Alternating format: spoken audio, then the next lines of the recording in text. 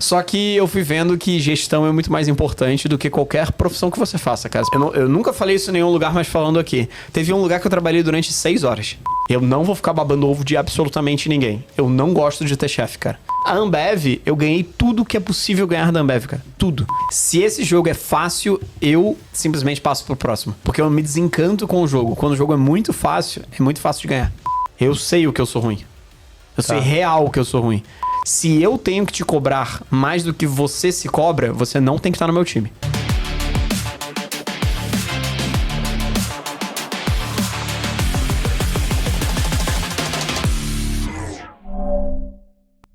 Tá maluco, vambora então. Hoje o pau vai quebrar, hein? Bora lá. Quem que é o convidado de hoje? Não, vamos falar dele aqui. Primeiramente, tem que pegar papel e caneta, porque vai ser uma aula aí com esse nosso convidado. Vamos falar um pouco dele. Ele possui mais de 14 anos de experiência como consultor, gestor de marketing, board member. Falei certo? Falou. Falei. Ele foi CMO da Stone, sócio mais novo da Ambev, e ele foi sócio por 10 anos, além de ter sido nomeado Forbes Under 30. Os caras perderam... sonho de todo jovem. É isso aí, os caras perderam ele nessa vez, né? Exatamente.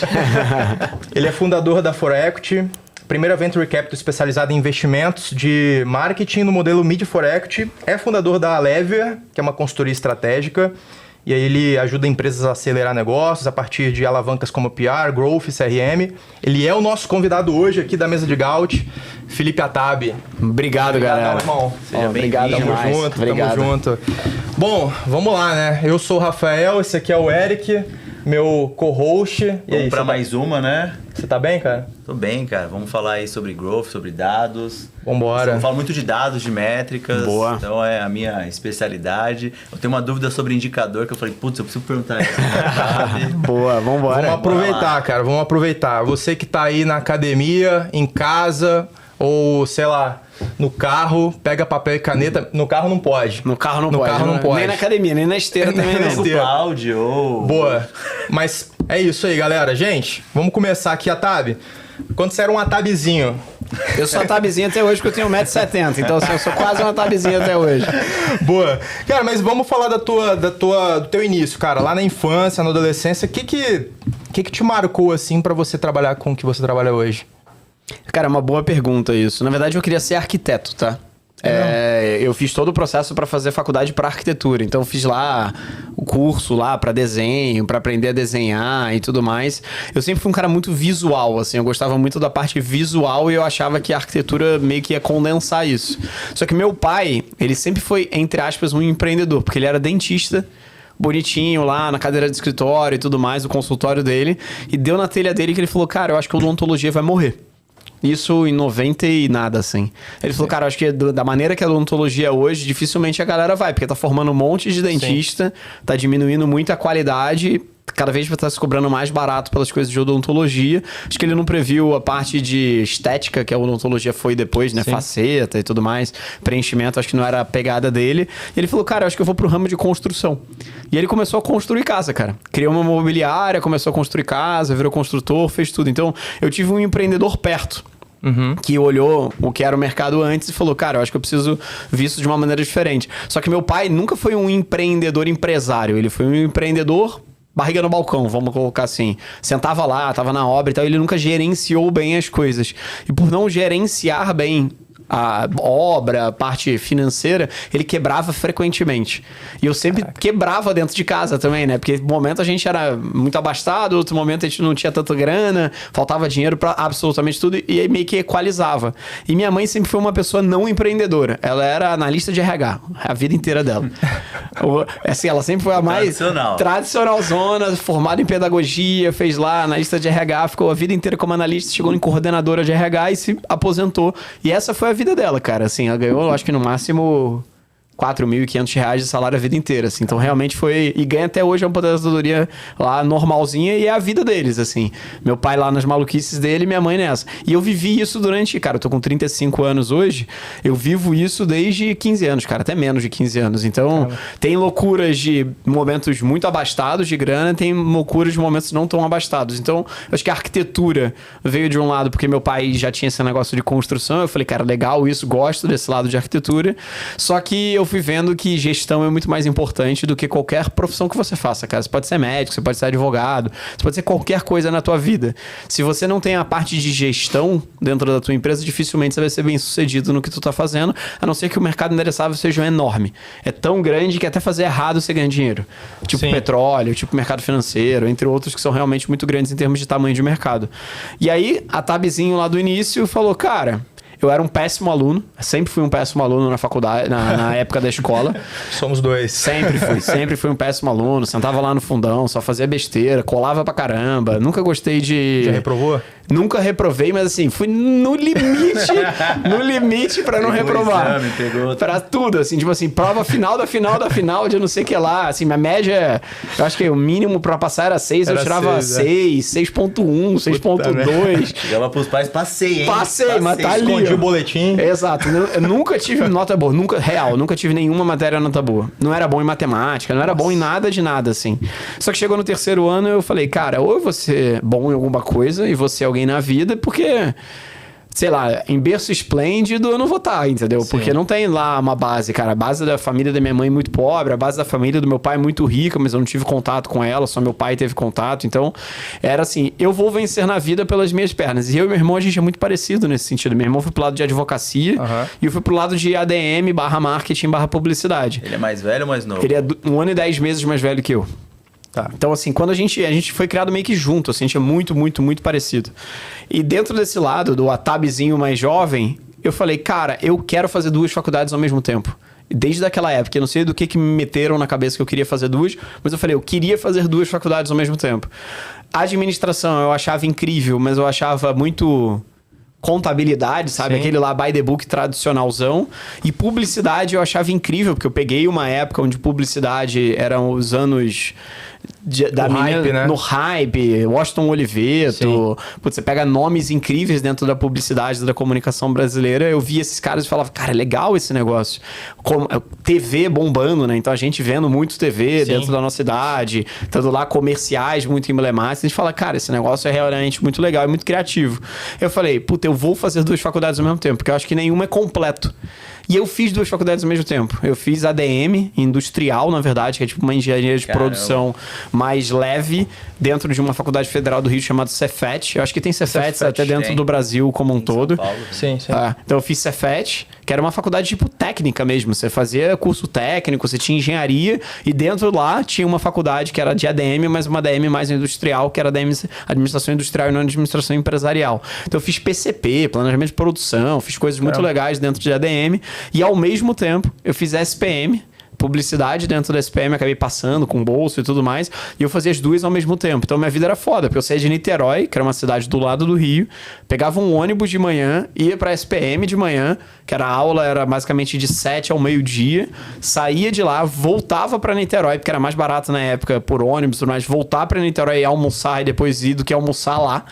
Então, aí eu não almoçava lá, eu almoçava em Niterói, voltava pra Niterói, depois pegava um outro ônibus e ia pro Maracanã, no Rio de Janeiro, que era onde ficava o Cefet, fazia Cefet até 10 horas da noite, voltava às 10 horas da noite, pegava um ônibus, voltava pra Niterói e recomeçava o dia seguinte, 7 horas da manhã. Isso foi minha vida durante 4 anos e meio. E não ficou de reprovei nenhuma matéria. Não, aí mudou a chavinha real. Aí virou a chavinha. Cara, tô pegando um ônibus, tô atravessando aqui o dia todo, vou pegar exame não. Cara, eu estudava, na verdade, todo dia, 24 horas por dia, porque eu estudava no ônibus, estudava no metrô, eu estudava... Zero vida social, né? Zero. Ainda bem que eu namorava, tá? Porque se eu não estivesse namorando, ia ter dado merda. Caraca. Provavelmente eu não ia conseguir ter uma vida social e a vida de estudante dentro desse meio. Porque a galera toda, quando você vai pra uma faculdade, todo mundo quer curtir. Sim. Vai lá, puta, vai pra chopada, vai pra um monte de coisa. Eu sou zero, eu fui zero essa pessoa. Eu fui lá profissional mesmo, assim, cara, eu estou fazendo para ser o melhor no que eu tô fazendo. E eu fiz as 2 faculdades ao mesmo tempo, eu fui o melhor aluno das 2 faculdades, cara. Que isso. Caramba. Eu tirei basicamente 10 em todas as matérias, assim. O coeficiente de rendimento na de administração foi 9,4 no final, então basicamente foi 10 em quase todas. Tirei 10 em todos os cálculos, tirei 10 em absolutamente tudo, por excesso de esforço, assim, esforço excessivo de querer estudar. Então foi muito bem. A gente recebia a nota de todos os alunos, né? No Cefet, você conseguia pegar a nota de todos os alunos. Cara, eu era top 3 em todos os cursos disparado, assim. Do negócio de aula, de coeficiente de rendimento. CR, não sei se é CR aqui em São Paulo que fala. Eu não... É o coeficiente de rendimento médio lá das notas que você tem. Eu tinha, porque a minha escola era técnica também, a minha faculdade. Eu fiz o tecnólogo na FATEC. Então. E aí era na mesma linha. Na mesma linha. Então você tinha lá a média e na SPM a mesma coisa. Eu só fui saber que eu era um dos melhores alunos da SPM. SPM foi por 9,8, tá? De CR. Então, assim, basicamente foi 10 em quase tudo. Dos 5 anos. Então, realmente foi muito bizarro. E aí eu fui premiado pelo Santander como melhor aluno da SPM. E eles me pagaram um curso em Salamanca para estudar 1 mês e meio em Salamanca, pago pelo Santander Universidades. Então, eu sempre tive, assim... Eu sou muito competitivo. Eu acho que fazer 2 faculdades ao mesmo tempo me tornou mais competitivo ainda. Ser premiado ali dentro me tornou mais competitivo ainda. Eu ganhei prêmio melhor plano de marketing do mundo em 2010 pela SPM, que a gente concorreu pelo mundo inteiro. A gente foi pra Washington receber. Não, eu ganhei de Cannes também, mas isso foi depois, foi na Ambev. Basicamente, eu ganhei todos os prêmios que dava pra ter ganho, cara. Caraca. Na época da faculdade... Eu atropelei, é muito prêmio, gente. Eu atropelei um pouco. eu ganhei na faculdade, eu ganhei o prêmio das 2 faculdades como melhor aluno das 2 faculdades. Aí eu ganhei o prêmio do Santander, que fui para Salamanca. Aí eu participei de um concurso internacional de marketing para universitários em 2010. A gente ganhou como melhor plano universitário do mundo pela SPM também. Fomos para Washington receber. E esse negócio meio que foi me tornando quem eu sou. Assim. Depois eu entrei na Ambev, me tornei mais competitivo ainda. Tinha várias premiações. E aí foi crescendo. Ganhei Cannes. Eu ganhei ouro em Cannes, ganhei F, ganhei tudo que dava para ganhar do ponto de vista de publicidade também, cara. Pô, animal, hein? O pessoal fala muito sobre competitividade, né? Ter esse espírito. Você fazia algum esporte, Otávio, quando você era... Cara, eu sempre tive... Eu não tive esporte, mas eu fiz todos os esportes, não de maneira competitiva, mas eu fiz karatê quando eu era criança, era federado, fiz capoeira, fiz um monte de coisa relacionada a esporte, mas o esporte que eu mais fui bem sucedido foi o e-esportes. Foi esporte digital, na verdade. Caramba. Eu fui jogador profissional de Warcraft, cara, em 2000, numa época que nem era sexy ser e-esportes como um todo. Eu jogava, sei lá, 12 horas por dia com 12 anos, 13 anos, 14. Porra, tá aí a resposta. Por isso que não gostava de estudar, pô. E com 13... não gostava zero de estudar. E aí em 2013... Não, em 2000... Eu tinha 13 anos. Em 2000... Eu tinha 10 anos, foi isso, de 2000 a 2001. Tinha 10 para 11 anos, eu ganhei um campeonato estadual de Warcraft, aí competi online, competi um monte de coisa assim. Eu era muito viciado em e-sports. E sabe o que o Warcraft é? Um jogo de estratégia, cara. Sim. É realmente 100% um jogo de estratégia. Você tem que mapear a estratégia do seu competidor, a tua estratégia, e mudar a tua estratégia baseada nisso. Então, o que eu sou apaixonado? Sempre fui apaixonado. Cara, estratégia. Eu sempre fui apaixonado por estratégia. A única coisa que eu mudei do esporte, né, do e-sport, para o mundo empresarial. Tudo que eu fazia dentro do esportes, eu trago pra cá.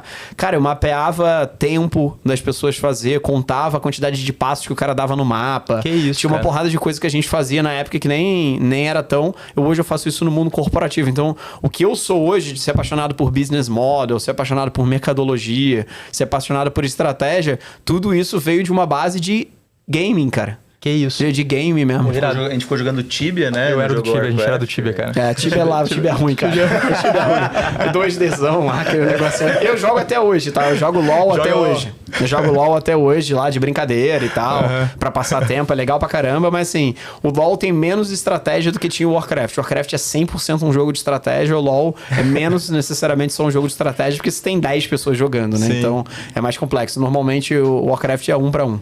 Cara, que irado saber disso. E aí, beleza, você saiu da faculdade, a Ambev já te puxou. Como é que foi pra você entrar lá? Na verdade, eu dou graças a um diretor da SPM, se chama Carlos Alberto Messeder. O Messeder era o diretor Não sei se é diretor estudantil, não sei como é que é o nome, mas ele não tá mais, tá aposentado já, tem quase 80 anos. Ele tocava a SPM, todo o curso de comunicação era dele o curso. E ele me viu, ele me deu aula uma vez, tirei 10 na matéria dele, ele ficou mega impressionado e ele falou, cara, Tabi, me conta mais de você. Aí contei todo o processo, fazia 2 faculdades ao mesmo tempo, então ele falou assim, cara, você não vai conseguir estagiar. Porque não tem como você ter tempo para estagiar no meio desse processo inteiro. Ele falou, eu vou te contratar na pessoa física, eu vou pagar do meu bolso para você estagiar para mim. Senta a bunda aqui, eu vou te puxar pelos projetos e tal. Ele pagava do bolso dele. Na época eu olhava e falava, cara, por que esse cara me pagava? Ele pagava do bolso dele. Tudo bem que não era um salário bizarro, tipo assim, R$600, R$450. Eu acho que bateu R$800 uma vez. Mas assim... Hoje eu pagaria R$800 pra alguém brilhante que tranquilo. Você fala, cara, claro que eu vou ajudar, é legal e tal. E na época ele pagou pra mim. E eu sou muito grato a ele por tudo na vida. Porque esse cara me colocou em projeto com a Globo. Esse cara me colocou em projeto com Coca-Cola. Esse cara me colocou em projeto com uma agência de publicidade aqui em São Paulo chamada Grupo TV1. Não sei nem se existe ainda, mas era um grupo gigante. A gente fez muita coisa junto de consultoria. E meio que foi meu estágio de vida... antes de virar estagiário de verdade mesmo.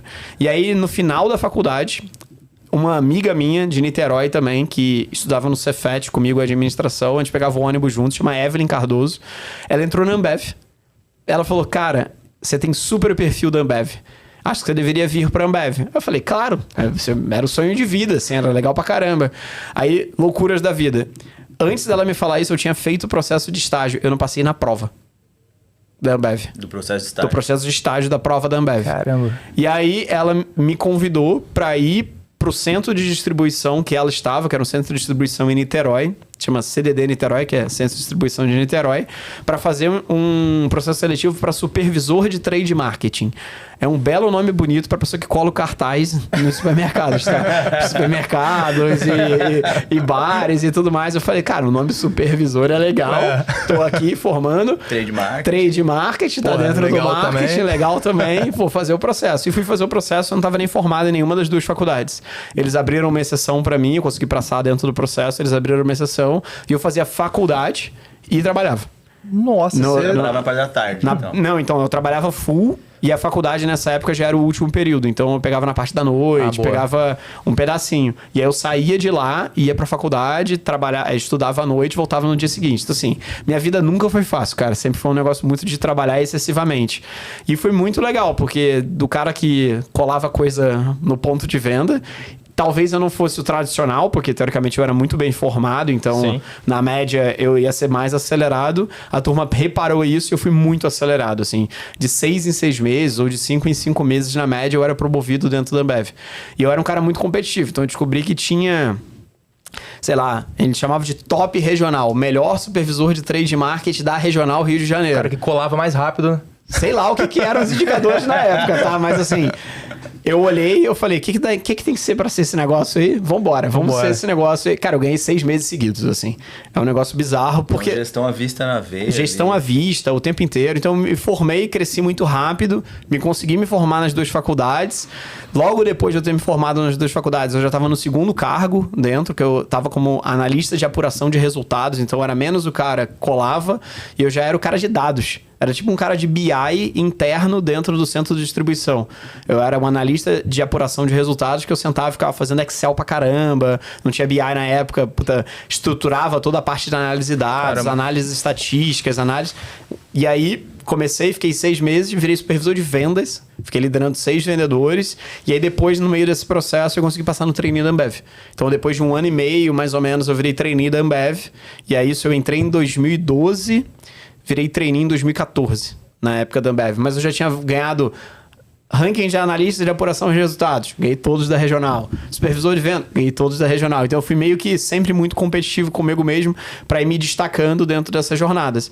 E quando eu era supervisor de vendas da Ambev, que eu tava com 1 ano e pouquinho de Ambev, eu convenci a galera da Ambev que eu queria fazer um MBA na época, na COPEAD, que é uma universidade da UFRJ do Rio.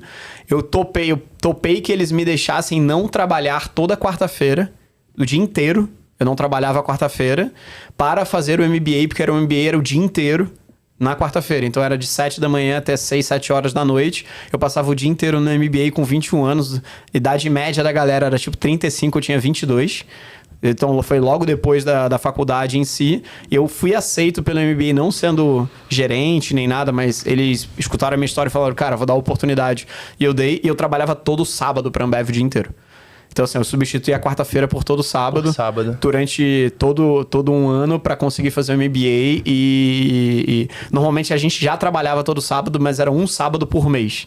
Tá. Eu substituí esse negócio para ser o sábado full, todos os sábados, durante um ano para compensar no momento que eu tava fazendo MBA na Copead durante a Ambev. E aí, depois disso, foi só crescimento, cara. Assim, eu vim para São Paulo em 2014, tô aqui quase há 12 anos já, então vim para a área de marketing. A primeira vez que eu trabalhei em marketing mesmo, foi quando eu vim para Ambev São Paulo, a administração central.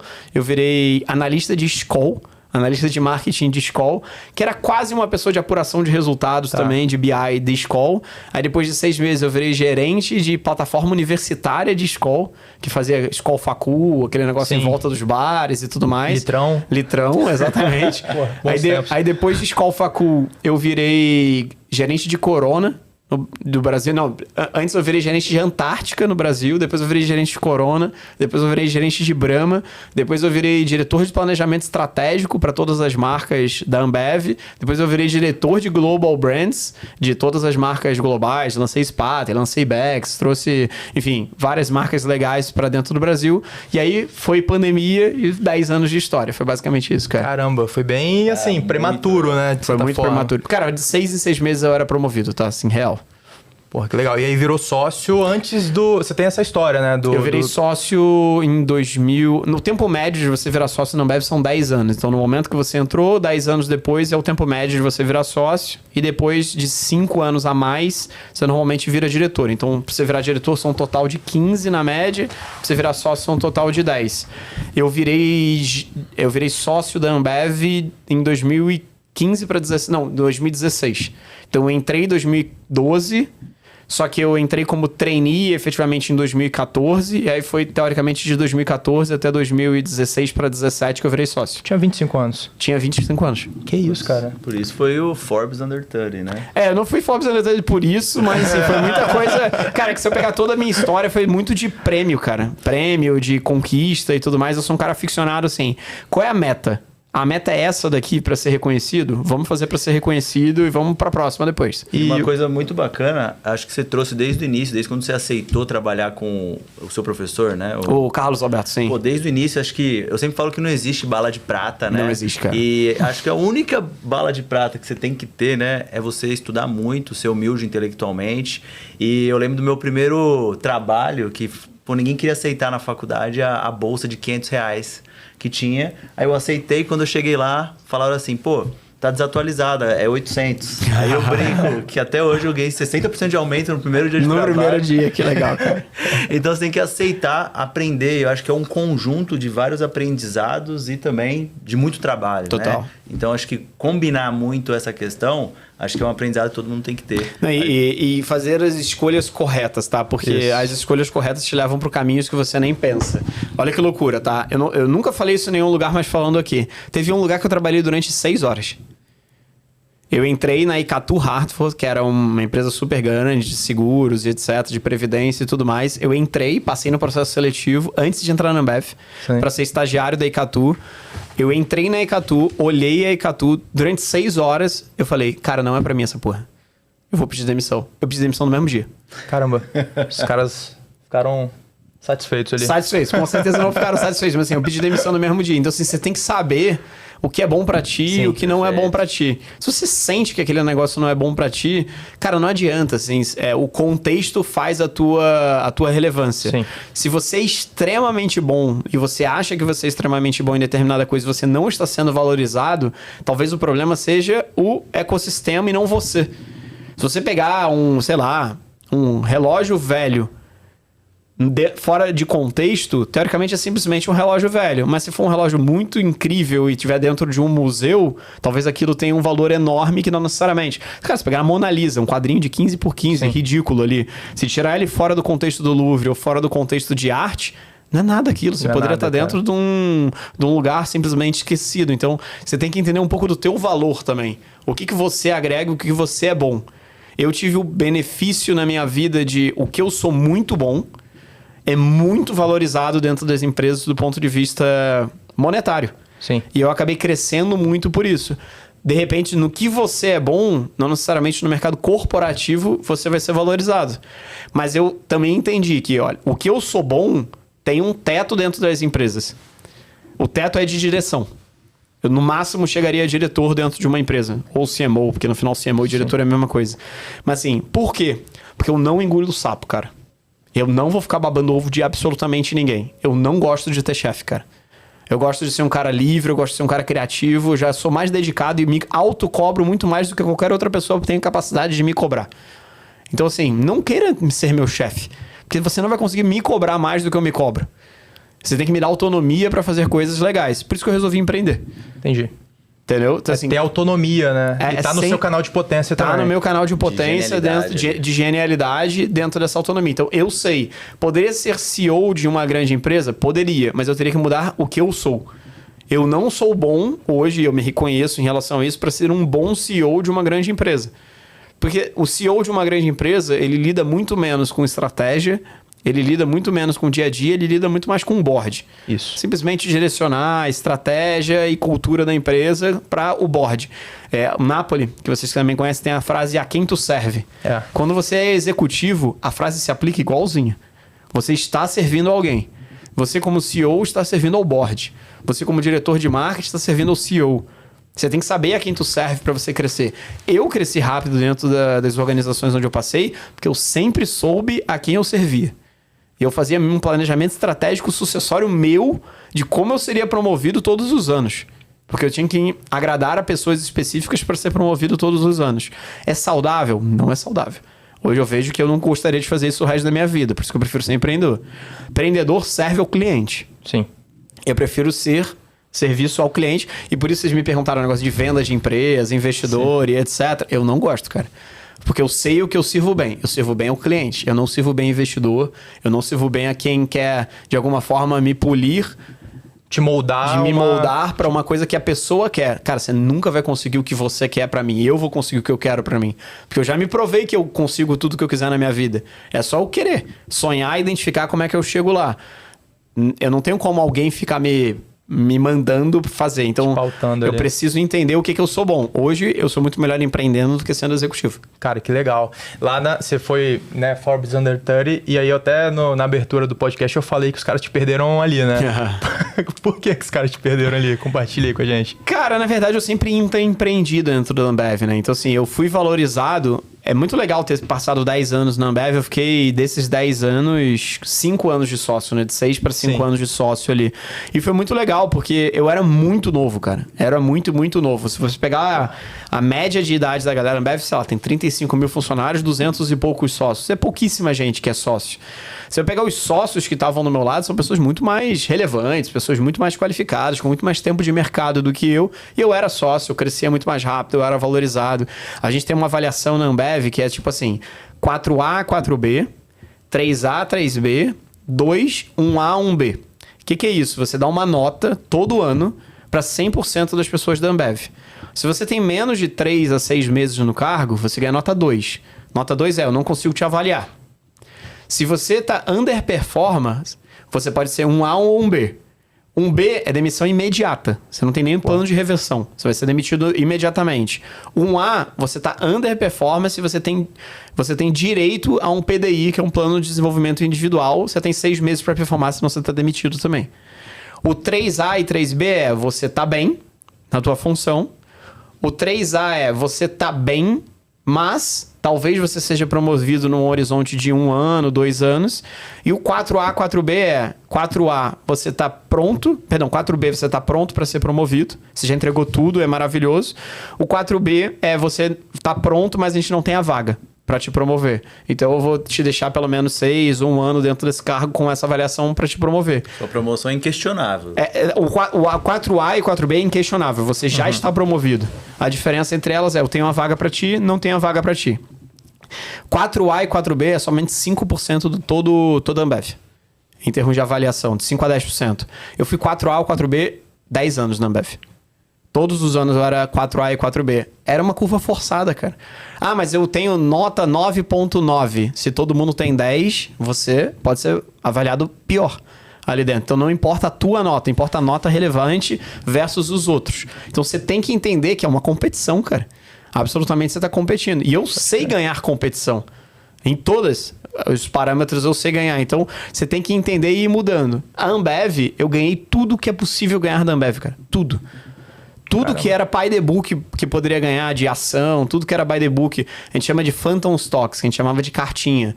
Cara, tem gente que é sócio da Ambev que não sabe nem o que é Phantom Stocks, que é a cartinha. Eu ganhei cartinha da Ambev sem a galera nem saber. Dentro da sociedade você tem a sociedade, você tem o Phantom Stock, que é a sociedade da sociedade. Eu ganhei a sociedade da sociedade. Caraca. Então assim, você tem que entender o que você tá jogando. Entender o jogo, né, e você tem que entender o jogo. E dançar conforme. E dançar conforme. Eu sempre fui esse cara do jogo, cara. Eu entendia perfeitamente todos os jogos que eu tava jogando. Então eu entro, mapeio o jogo, entendo como ganhar o jogo e ganho o jogo. Eu ganhei todos os jogos que eram possíveis dentro da Ambev. O problema é que quando a Stone me fez proposta de sair da Ambev e ir pra Stone, eles me fizeram uma proposta que era fora do jogo. Não existia by the book dentro da Ambev, nada que a Ambev pudesse fazer para cobrir a proposta da Stone. Porque era fora dos parâmetros da Ambev. Então assim, a gente tinha faixas de senioridade dentro da Ambev. Você entra no grade, normalmente 7, 8, quando você é vendedor, e você vai subindo. Grade 9, grade 10, você vai subindo. O grade de sócio é a partir do grade de 16. Então, eu entrei grade 7 e 8, todo ano fui crescendo. Quando você vira trainee, você já vira grade 11. Você já começa um pouquinho na frente de muita gente dentro desse contexto. Mas do 11 pro 16 é uma escalada gigante, é um funil gigantesco ali dentro. Tem gente que vira trainee e nunca passa do 14, por exemplo. E sempre continua lá.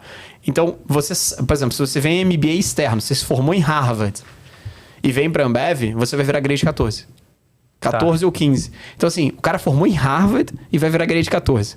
Realmente é um funil muito grande. Então, eu consegui ir muito rápido até o grade 16, consegui muito rápido até o grade 18, que é o grade de sociedade e direção. Então, sociedade é 16, você já é um gerente de sócio, direção é a partir do 18.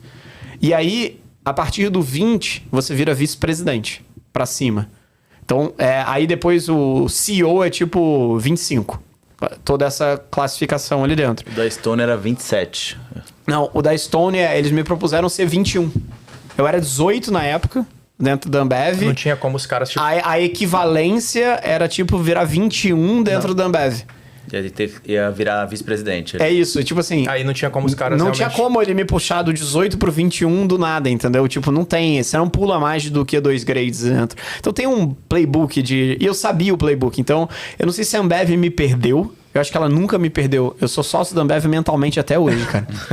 Real, assim. Que legal. Foi uma paixão da minha vida. Ela me formou como pessoa, ela me formou como empresário, ela me formou como empreendedor. Ela pagou meu casamento, ela pagou tudo que eu tive na minha vida, cara. Eu devo a Ambev tudo que eu ganhei. Então, cara, real, assim. Ela não me perdeu. Eu acho que eu me perdi pela vaidade do curto prazo, de ter mudado de empresa, e hoje eu vejo que talvez não foi o melhor caminho. Eu falo isso pro meu sócio, que é o Renato, ele fala assim, um idiota, cara, você deveria cara, você deveria ser feliz com tudo que você tem hoje. E eu sou um cara inconformado por natureza, assim, eu não sou conformado. Teu valor ali, Meu valor é assim, se eu realmente ganhei o jogo, aquele jogo não serve mais de nada pra mim. Eu preciso ter outro jogo para eu ganhar outro jogo e continuar. Então, eu sempre tento buscar mercados endereçáveis muito grandes. Entendi. Porque para ganhar jogo de mercado endereçável muito grande é muito difícil. Se você tá num jogo que é pequeno, você vai ganhar rápido. Eu sempre tive jogos pequenos. Jogos comigo mesmo, ou jogos dentro da faculdade, ou jogos na minha micro-regional. Os maiores foram esses jogos mundiais, ou Cane e tudo mais que eu acabei ganhando, mas de verdade, não existe um fator que te faz ganhar esse tipo de coisa. É uma sequência de fatores e tem muito de sorte também dentro desse processo. Mas a minha saída da Ambev ida pra Stone, a Ambev não me perdeu, porque ela não me perdeu até hoje como sócio mental dela, cara. Aí, ó. Que maneiro, cara. Você muito então bom, meio que se coloca em zona de desconforto justamente. Absolutamente, é o jogo, o tempo né? inteiro. Esse é o meu jogo. Cara, que legal. E aí, você foi pra Stone, eu imagino que foi provavelmente você teve desafios lá porque você tinha uma gestão de verba dentro da Ambev muito maior. Muito maior. Né? E braços também para você liderar do que a Stone, que estava começando, de certa forma, não é isso? Não, então ela não tava... Eu também me enganei, tá? Esse negócio dela tá começando. Porque assim, eu sempre tive vontade de trabalhar com startups. Quando você tá em empresa grande, você se bota na cabeça, não, startup é muito mais legal. Cara, não é. Inovação, escala. Porque assim, você tem todo o conforto no mundo de estar 10 anos dentro da organização. Você entra dentro de uma organização quando você tem 10 anos, todo mundo te conhece.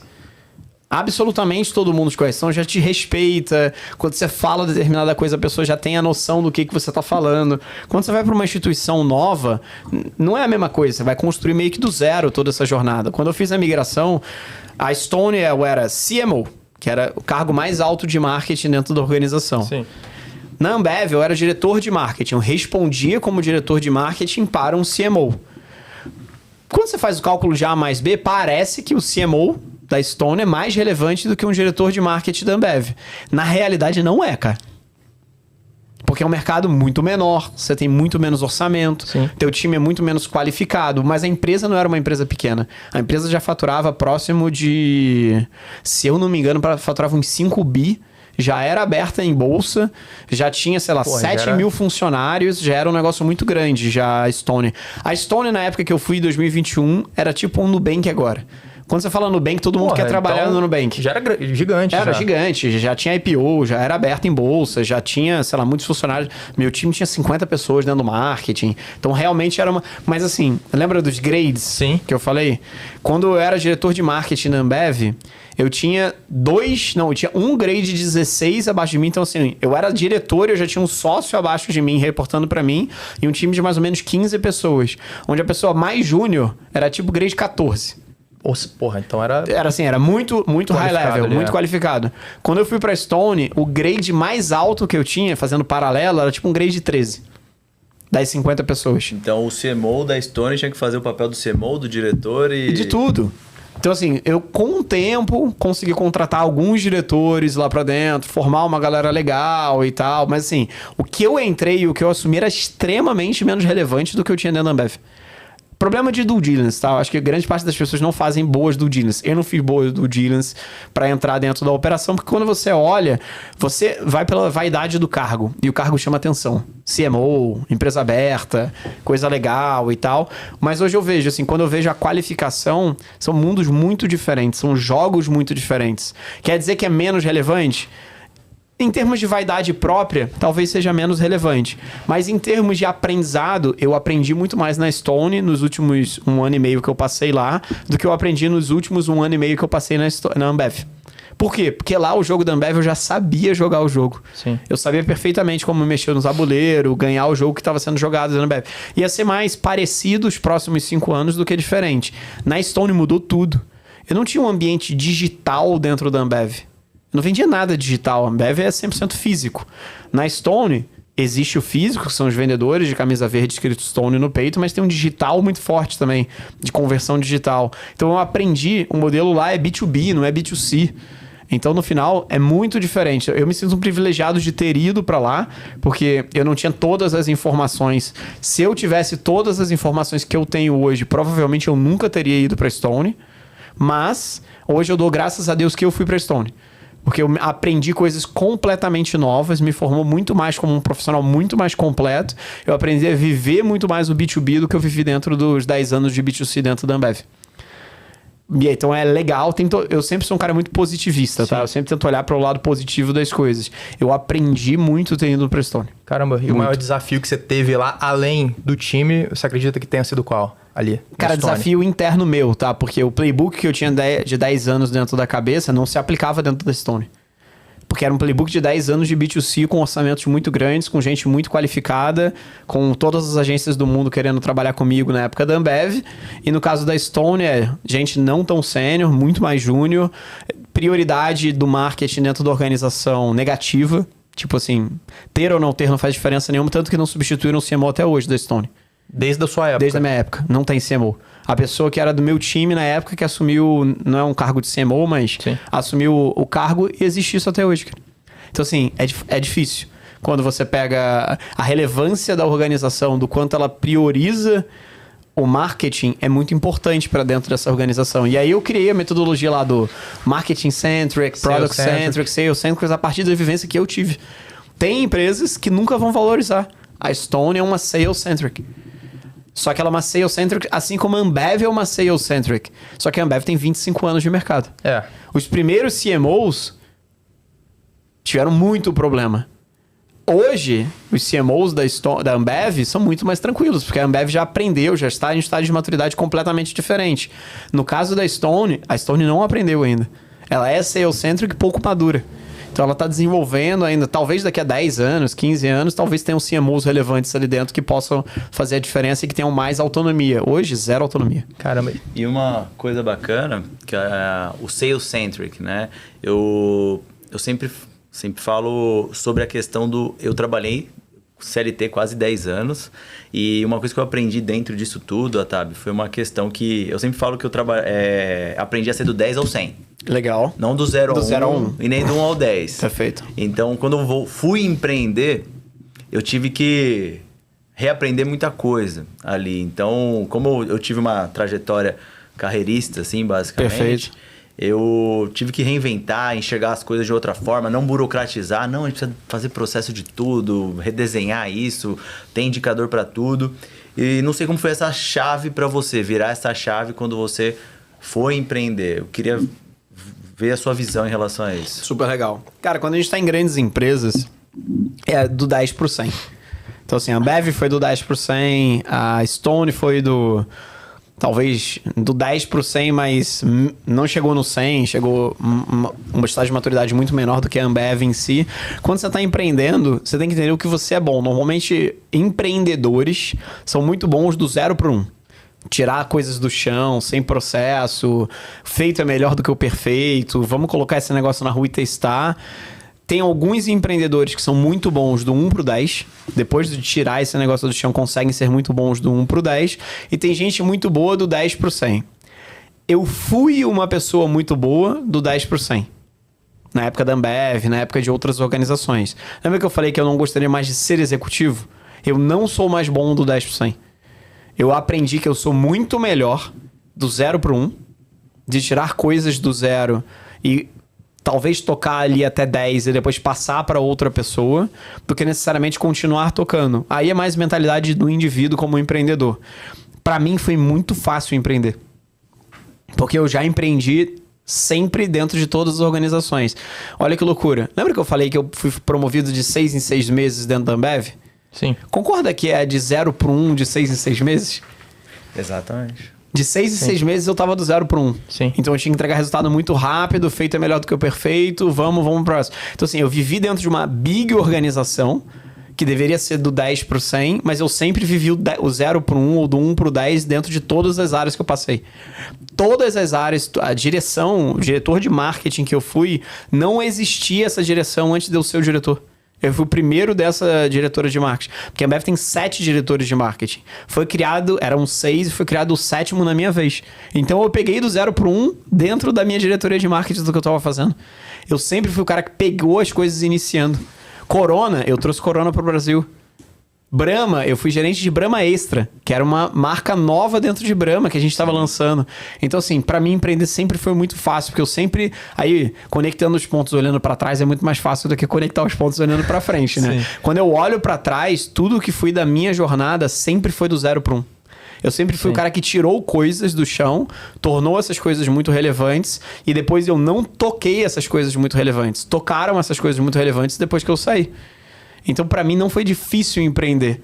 É muito fácil para mim do 0 para 1. Tanto que, assim, eu mostrei para vocês o meu ecossistema de negócios da minha holding. Todos aqueles negócios foram criados por mim, cara. Todos. Cara, legal, mas isso é muito de mentalidade também, né, cara? Porque empreender com o dinheiro dos outros é a melhor coisa, né? Sim. Você estava dentro da Ambev fazendo justamente isso e você disse que você já criava o teu playbook estratégico do que fazer naquele período, naquela função para alcançar a função posterior, né? Eu acho que isso é um playbook bacana para todo mundo trazer, né? Em qualquer lugar que você esteja, qual que é o jogo que eu tô jogando? Então, você fazia isso o tempo todo.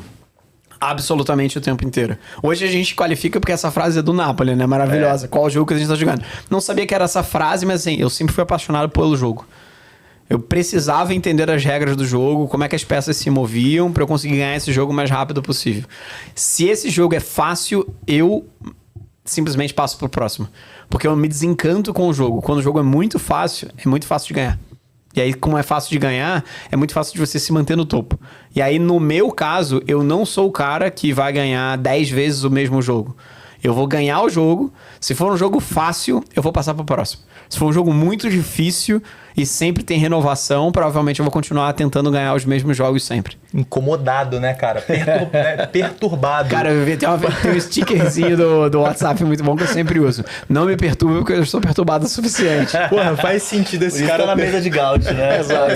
Faz sentido esse cara ter uma porrada de empresa. Não ia aguentar, irmão, ter uma só. Eu não aguento ter uma só. Mas hoje eu tenho um benefício. Eu acho que o contexto de mercado mudou tanto que antes era um monolítico. As pessoas tinham um negócio muito grande, é maravilhoso e tudo mais. Quantos negócios o Elon Musk tem? Pode crer.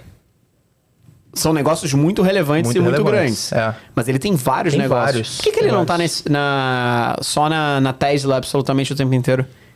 Porque é incomodado. Porque é incomodado, entendeu? Ele sabe o que ele é bom, ele tá fazendo outras coisas. E ele vai criar mais 15 empresas, sei lá quantas empresas ele vai criar. Não ia aguentar colocar o conhecimento dele, que é vasto, dentro de uma única coisa. Cara, então, assim, não estou me comparando definitivamente ao Elon Musk, não tem nem comparação, mas eu tô usando o TDAH dele ao meu favor. Eu tenho TDAH excessivo também, não sou diagnosticado nem nada, mas eu vivo super bem, eu tenho uma mentalidade muito boa, mas eu não gosto de fazer uma única coisa repetida, fordista lá, absolutamente o tempo inteiro. Eu preciso ter um desafio intelectual grande para eu conseguir me desenvolver naquilo, e depois que eu entendi aquilo, eu posso passar para um outro executivo que vai tocar. Então, todos os meus negócios, eu busco CEOs que vão tocar o meu negócio, independente de eu estar ali ou não. E uma coisa bacana dentro disso, Rafa, é essa questão do bait que a gente vai colocar no podcast. Atábil Musk. não coloque nunca, pelo amor de Deus. Não, mas o ponto que eu queria trazer é a questão do... Não é autoconhecimento, mas o como você é firme em relação a se entender. Super, cara. Então, eu vejo que eu busquei a terapia pra, tipo... Eu nunca fiz terapia na minha vida, por exemplo. E pra mim, a terapia me ajudou a se encontrar em relação a isso. Você tem alguma boa prática que você faz? Cara, eu tenho um mapeamento do que eu sou ruim. Eu sei o que eu sou ruim. Eu sei real o que eu sou ruim. Eu sei porque eu tô casado há 10 anos. Minha esposa me fala o que eu sou ruim. A terapia, tá? Exato, minha terapeuta é quase a minha esposa. Então, assim, eu sei o que eu sou ruim desde que eu era criança, cara. Real, assim, eu sou cabeça dura, eu boto uma coisa dentro da minha cabeça, a verdade é minha, a verdade não é a tua, então eu vou fazer o máximo pra mim é verdade, se a verdade prevalecer a tua.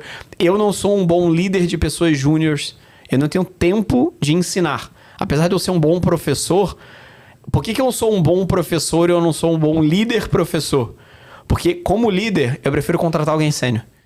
Se eu tiver que parar do seu lado e ficar ensinando tudo que você tem que fazer, tá gastando meu tempo dentro de uma coisa.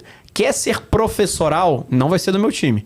A gente vai botar você dentro de uma sala, você vai pagar aula e você vai aprender. Se depois você vai sair dessa aula e vai pro meu time, ou você entra jogando sozinho. Eu tenho três coisas que eu sempre faço absolutamente quando eu contrato alguém. A primeira delas se chama autodrive. O que é autodrive? Se eu tenho que te cobrar mais do que você se cobra, você não tem que estar no meu time. Pô, perfeito. Já vou anotar isso aqui, cara, perfeito. Autodrive, assim, você tem que ter o teu autodrive. Você tem que se cobrar, você tem que garantir resultado, você tem que fazer absolutamente tudo. O inconformado tem que ser o cara. Tem que ser o cara, porque se eu sou inconformado por você, eu não preciso de você. Sim. Aí você vira braço. Então, se você é braço, eu não te respeito. Isso. Porque aí não faz sentido. Aí, vai trabalhar em qualquer outro time. Eu prefiro sempre ter um time muito enxuto, muito sênior. A segunda coisa é estratégico. Você tem pensamento estratégico? Você consegue entender o jogo? Se você não entende o jogo, dificilmente eu vou ter tempo de parar para te ensinar o jogo. O senso crítico. Senso crítico. Senta você e entenda o jogo. Ah, mas eu vou entrar em determinada reunião. Entra na reunião entendendo qual é o jogo daquela reunião. Olhar de cima, né? Olhar de cima. Se você não tem capacidade de ter o olhar de cima, dificilmente você vai ter essa capacidade de olhar de cima. Eu tive essa capacidade de olhar de cima desde o D0. Ninguém me ensinou esse negócio. Sim. Será que não tem outras pessoas que têm essa capacidade de olhar de cima também? Então, assim, autodrive. Capacidade de olhar de cima não é difícil, tá? Você pega pessoas muito inteligentes, normalmente as pessoas têm capacidade de olhar de cima. O problema é elas terem autodrive junto. As pessoas normalmente não têm autodrive. Quando o cara tem capacidade de olhar de cima, ele acha que o jogo tá ganho. E aí ele fala, não vou me esforçar excessivamente para dar meu máximo. Então, eu necessariamente busco as pessoas que têm capacidade de olhar de cima e que têm escassez e autodrive, de falar, cara, senta a bunda e vai fazer esse negócio acontecer. Irado. Pega qualquer pessoa, tá? Qualquer pessoa que trabalhou comigo. Pergunta se eu não cobro ela mais do que qualquer outra pessoa. Eu cobro. Mas eu só cobro quem realmente tem o autodrive. Porque aí eu maximizo essa pessoa ainda mais. Quem não tem autodrive, eu nem falo com a pessoa. Caraca. Então, uma liderança se você fosse meu líder e estivesse no meu time e eu não acreditasse em você, provavelmente eu nem falaria com você, cara. É aquelas 3 coisas, né, que eu já vi você comentando, que é a melhor pessoa para você ter dentro de um time é aquela pessoa que tem ambição, e aí escassez, que é o poor, né? Poor e inteligência notória. É isso, exatamente. Você tem uma inteligência notória, você tem de alguma forma escassez e você tem uma ambição muito grande. Se você conecta essas 3 coisas, dificilmente essa pessoa não vai ser uma pessoa ruim. Mas eu sempre fui isso, olha que loucura. Se eu tenho várias pessoas parecidas comigo, dá problema também. Porque se a pessoa é parecida comigo, ela vai ser cabeça dura. Sim. Ela vai estar brigando pelo monte de coisa. Mas é bom ter até certo ponto. Depois você tem que ter pessoas diferentes. Eu prefiro achar um CEO que é parecido comigo e deixar dentro de uma das minhas operações. Bota o problema na mão do cara. Bota o problema na mão do cara e ele vai resolver. Cara, tem uma frase do Steve Jobs muito foda. Se você contrata pessoas inteligentes e diz o que essas pessoas têm que fazer, você está contratando de maneira errada. Sim. Você está contratando uma pessoa inteligente para ela te dizer o que você tem que fazer.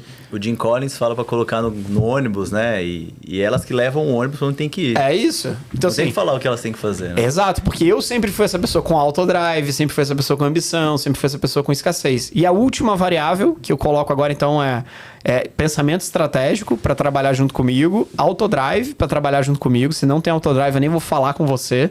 Você pode estar no meu time, mas não vai estar do meu time direto a mim. Você vai ter acesso, mas você não vai ter acesso a 100% da minha energia para você, para te desenvolver nem nada disso. E a última delas agora é AI. Se você não tem nenhum tipo... Não tô falando pra você ser um desenvolvedor especialista em AI. Se você não tá discutindo isso dentro do seu dia a dia, provavelmente você tá fazendo algo errado. Mudou tanto o mercado no último ano que não faz sentido. Então, dessas 3, eu topo você não ter 2 de 3. Tá. 3 de 3 nunca. 1 de 3 definitivamente não. 2 de 3 estamos conversando. 3 de 3 provavelmente você é incrivelmente fodão. E puta, provavelmente você estaria empreendendo independente de relação comigo. Sim. Então você tem que ter essas 3 de 3 para você conseguir ser uma pessoa excepcional na minha visão. E aí dando dica. Como é que eu sei dessas coisas? Cara, eu não sei. No feeling, né, cara? É feeling, cara. É muito louco. Eu acho que é exposição a problema. Street smart. Eu acho que eu tive tanta exposição ao problema tão cedo que eu aprendi... Eu tenho um aprendizado muito rápido. E depois eu fui descobrir, tá? Eu fiz teste de QI, essas coisas. Eu tenho, sei lá, 142 de QI. Porra. Realmente é acima de uma média, assim. Tá na média mais enxuta de pessoas. Sei lá o que isso significa. Eu acho que... deve ter uma correlação grande com TDAH. Hiperfoco. Mas no final, cara, você não tem muita paciência, cara. E eu aprendi que eu não tenho paciência pra nada. Todo mundo me fala que eu tenho que fazer terapia. Minha esposa me fala, muita gente me fala. Eu não fui convencido por absolutamente ninguém que o terapeuta vai me diagnosticar melhor do que eu me diagnostico. Porque eu sei o meu problema, só que eu não quero resolver o meu problema. Eu sei que eu sou ruim nisso. Deixa eu tentar trazer pessoas melhores nisso do que eu. Pra trazer alguém mais paciente, alguém que vai formar mais o time, alguém que vai fazer... E aí eu busco sociedade, meu sócio. Meu sócio é incrível, tão inteligente quanto, tem 46 para 47 anos, é muito mais paciente, é muito melhor com pessoas. Eu não sou bom com pessoas, cara. Se você não tá na minha linha de foco, lá na lógica do hiperfoco, Se você tá na minha linha do hiperfoco, você é prioridade pra mim. Saiu da minha linha do hiperfoco, talvez eu nunca mais fale com você na vida. Essa é a realidade. Só no LoL. Se jogar um LoLzinho, dá pra falar. Dá pra falar, mas durante o LoL, depois não tem Cara. mais nada. Então, assim, é hiperfoco no que é pra resolver o problema e que jogo que eu tô jogando naquele momento, o que faz sentido. Então, Entendi. eu acho que é um pouco street smart, Sim. que é o que você falou. Acho que terapia me melhoraria com certeza absoluta, tá? Mas talvez eu seja tão cabeça dura e seja tão problemático em relação a isso que eu não aceito outras pessoas falando pra mim. Mas todo sol tem uma sombra. Você já viu alguém que é 100% perfeito? Ah, não existe. Não existe. É. Ficar buscando essa perfeição é a coisa mais idiota no mundo. Enxugar gelo, né, É cara? enxugar gelo. É. Tenta pegar o que você é bom, o que é o seu sol, entende qual é a sua sombra e tenta, a partir da sua sombra, te complementar com outras pessoas. Meu sol não existe ninguém mais dedicado, não existe ninguém mais aficionado, não existe ninguém mais fanático, não existe ninguém um monte de coisa pra tirar coisas do chão e tocar. Vou ser a pessoa que vai continuar tocando isso? Não você. Eu tenho que achar as pessoas mais pacientes do que eu pra tocar essas coisas. Eu tenho que achar pessoas mais boas de relacionamento do que eu. Eu não sou bom de relacionamento, eu não sou bom de lidar com pessoas. As pessoas não gostam de mim na física, porque eu não ligo pra isso também. Então, assim, no final você tem que saber o que você é bom e buscar pessoas que te complementam. Meu sócio, Renato, eu dou graças a Deus que eu encontrei meu sócio. Não existe nenhuma pessoa que sente com o meu sócio que não gosta do meu sócio na física. Ele vai saber conversar sobre futebol, ele vai saber conversar sobre outras... Ele é o boa praça, todo mundo ama ele, etc. Mas tem dificuldade de tirar coisas do zero. Pô, cara, esse pensamento é muito Steve Jobs.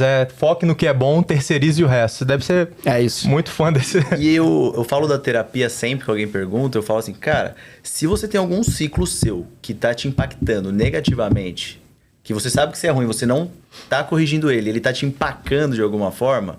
Muda o jogo, cara. Muda o jogo, faz alguma coisa. E... Não, eu digo, muda o jogo. Não precisa tentar melhorar o que você é ruim. Vá para um outro jogo. Vá para outro jogo que você seja bom. Isso ficou muito claro no que você trouxe, Otab. Então acho que isso que é interessante. Tipo, entendi. Isso eu sou ruim, cara. Eu não vou por esse jogo. Eu vou por esse jogo aqui. Então, perfeito. É o caso de ser executivo. Para ser executivo e CEO de uma grande empresa, eu tenho que ser bom com pessoas. Isso. Eu tenho que ser bom de relacionamento. Eu não posso ser um cara tão agressivo.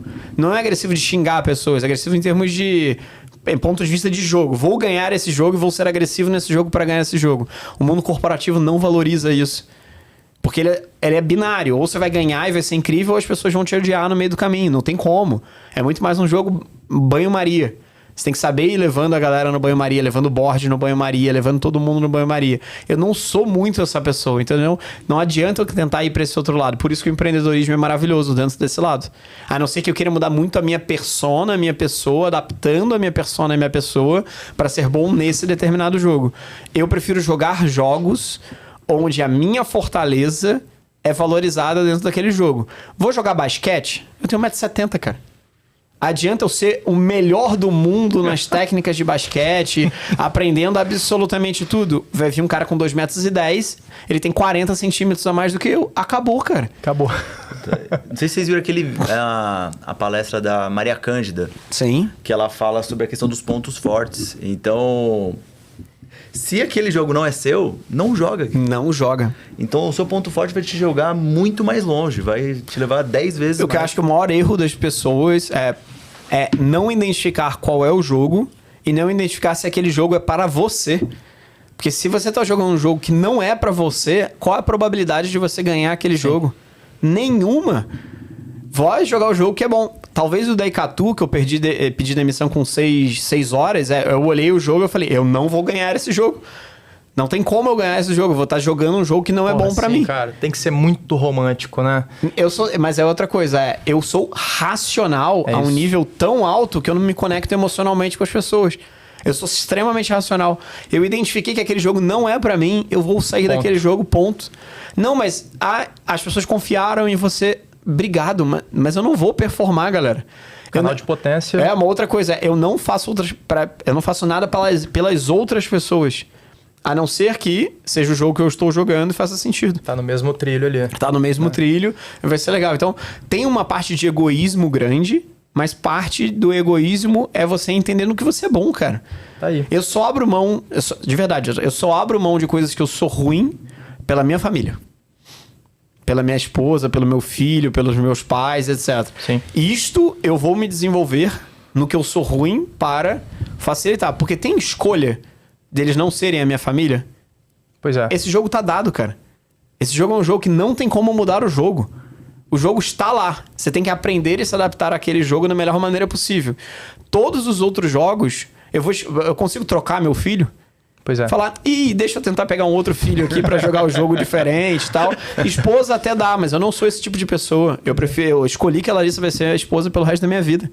E eu vou me adaptar o máximo possível pra ser o melhor pra ela, melhor pro meu filho e melhor pra minha família. Porque esse jogo, o tabuleiro não vai mudar. Todos os outros jogos da minha vida, o tabuleiro vai mudar. Se eu posso mudar o tabuleiro pro tipo de jogo que eu sou melhor, eu mudo o tabuleiro o tempo inteiro.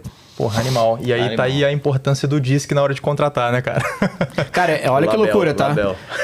Eu fazia DISC do meu time 100%. De todas as pessoas do meu time. Eu sabia o DISC de todo mundo da Ambev que era relevante pra mim. Caraca. Fica a dica, inclusive, né? A pessoa da outra área é mais dominante, é mais influente, é mais sociável, é mais conforme. O que motiva ela é completamente diferente. Se ela tá na minha trilha e ela precisa ser uma pessoa importante como stakeholder do jogo que eu quero jogar, eu preciso saber o que motiva ela. Sim. Eu sabia o DISC de todo mundo, cara. Absolutamente todo mundo. Eu vou ter o retorno do Label com a Maria Cândida semana agora. Depois eu conto pra vocês. Eu só não quero ser diagnosticado como psicopata, tá? De resto eu vou ficar feliz. Tudo tranquilo, tá tudo tranquilo. Ô, Felipe, você, quando você começa alguma aula, assim, das oportunidades que eu fiz, você deixa muito distinto o marketing e comunicação, né? Trazendo o marketing muito mais para mercadologia, administração e foco financeiro. Na tua opinião, como que é hoje a maturidade e a consciência das pequenas e médias empresas no Brasil disso? Tá. Eu vou começar como marketing do que eles acham que é marketing. Boa. Tá? Vou te falar, eu nunca tinha escutado tanta clareza em relação a esse assunto. Boa, obrigado, cara. A primeira coisa é, quando você pega os fundamentos, cara, eu tenho um benefício na minha vida que eu tenho memória fotográfica. Então, assim, eu lembro de coisas que aconteceram perfeitamente há muitos anos atrás. Eu lembro a roupa que minha esposa tava no dia que eu pedi ela em namoro. Isso foi em 2014. Isso é muito bom com ela, então, porque, porra... Mas isso serve pra tudo, entendeu? Assim, eu tava numa aula, eu lembro do que tava sendo escrito na aula. Eu tava lendo um livro, sabe? Eu sei a página que tá escrito no livro. Então, no final, tem um benefício de ter uma parte de memória fotográfica muito grande. Então, eu lembro de citação de Kotler, cara. Eu lembro de fundamento de coisas muito fundamentalistas. Eu li todos os livros do cara, entendeu? Isso eu fui formado. Keller, Kotler. São pessoas que estudaram administração mercadológica a vida inteira. Então, assim, quando você olha Porter da vida, 5 Forças de Porter, entre outras... Cara, eu vejo... Eu mentalmente tenho lá na minha caixinha, no meu hard disk lá do negócio, o que o cara falou, entendeu? Então, assim, é fácil pra mim... Eu não inventei nada, cara. Tá escrito dentro dos livros de absolutamente todos esses caras. É que as pessoas não se formaram nisso. Sim. As pessoas se formaram de uma maneira muito básica, na maioria das vezes, dentro da faculdade. Simplesmente foram lá para dar uma nota, ir pro estágio e ganhar o dinheiro depois. Eu me formei real dentro desse negócio. Então, eu fui mais profundo dentro desse lado. A maturidade dos 23 milhões de CNPJs. Nem as enterprises têm essa maturidade, cara. Real. Tem várias enterprises que dentro do marketing você não está cuidando de produto, preço e distribuição. Você só está cuidando de comunicação. Que é o P de promoção lá. Vamos pegar no fundamento básico lá dos 4 Ps do Kotler. O P de promoção é o que é grande parte visto pelas empresas como sendo responsabilidade do marketing. Quando eu falo do Product Centric, do Sales Centric, do Market Centric, nas empresas Market Centric, não é assim. A pessoa 100% tem tudo. Tem o preço na mão, tem o produto na mão, tem a distribuição na mão e tem a promoção na mão. Então, se você pegar um CMO da Unilever, ele é 100% completo. Se você pegar o CMO da Procter, ele é 100% completo. Se você pegar o CMO da L'Oréal, ele é 100% completo. Da Coca-Cola, ele é 100% completo. Porque ele está sendo formado para ser o próximo CEO da organização. Sim. Então, é fácil dele entender qual é o papel mais amplo dele. O financeiro tá na mão dele. O financeiro do produto tá na mão dele, cara. A gente chama de brand CEO. Ele é o CEO da marca. Se ele não tá com o financeiro na mão dele, ele não tá com nada na mão dele.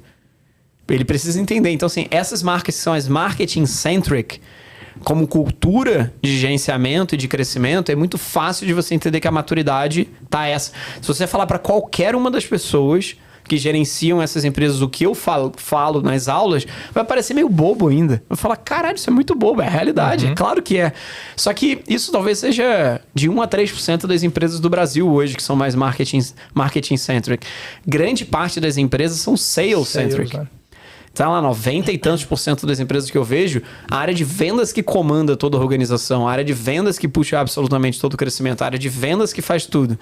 Só que a área de vendas tem produto na mão? Muitas das vezes não tem. A área de vendas tem distribuição, normalmente, e preço.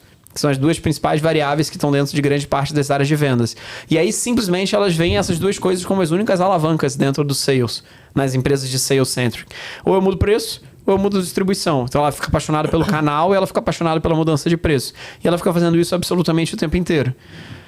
E o restante é produto, né? Que são as product-centrics. As empresas product-centric até entendem o papel do marketing, mas elas consideram o papel do marketing um papel suporte a produto. Faz pesquisa de mercado, faz inteligência de mercado, o que vai fazer sentido para os meus próximos lançamentos, áreas de produto. Para simplificar, CEO de uma empresa product-centric normalmente é pessoa de produto. O próximo CEO sempre vai ser pessoa de produto, absolutamente o tempo inteiro. Sim. Nas sales-centrics, o próximo CEO são sempre pessoas de sales. E nas market-centrics, os próximos CEOs sempre são as pessoas do marketing. Aí é mais empírico meu. Eu acho que é 90% sales no Brasil, 5% produto e de 1 a 3, 5 a 7, de 1 a 3% marketing. A maturidade do que eu falo em relação à mercadologia, se você jogar no Google, galera, dicionário, tradução de marketing é mercadologia em português, cara. Sim. Tipo assim, a gente só fala os termos em inglês bonitos, eu só traduzi. Como marketing em inglês, pô. É mercadologia. Cara, antigamente nas faculdades você tinha mercadologia 1, mercadologia 2, mercadologia 3. A cadeira de marketing dentro de... No Cefet, quando eu me formei, o nome da disciplina marketing era mercadologia. Você se formava em mercadologia 1, mercadologia 2. Alguém considera, se você escutar mercadologia, que essa pessoa vai fazer só comunicação? Cara... Não tem a menor possibilidade. Sim. Então, assim, é meio que o básico do básico bem feito. Só que é uma tradução literal para o português desse negócio. Então, o que eu acho que as pessoas destoam muito é que comunicação tornou-se muito relevante, muito mais do que era nos últimos anos. Então, comunicação, você vê rede social, você vê blogueiros, você vê founders que estão colocando a cara dentro do negócio, usaram comunicação para se diferenciar dentro do mercado. Comunicação sozinha o tempo inteiro mantém uma empresa? Não mantém uma empresa. Mantém. Ela se mantém até certo ponto. Depois, você precisa das outras variáveis.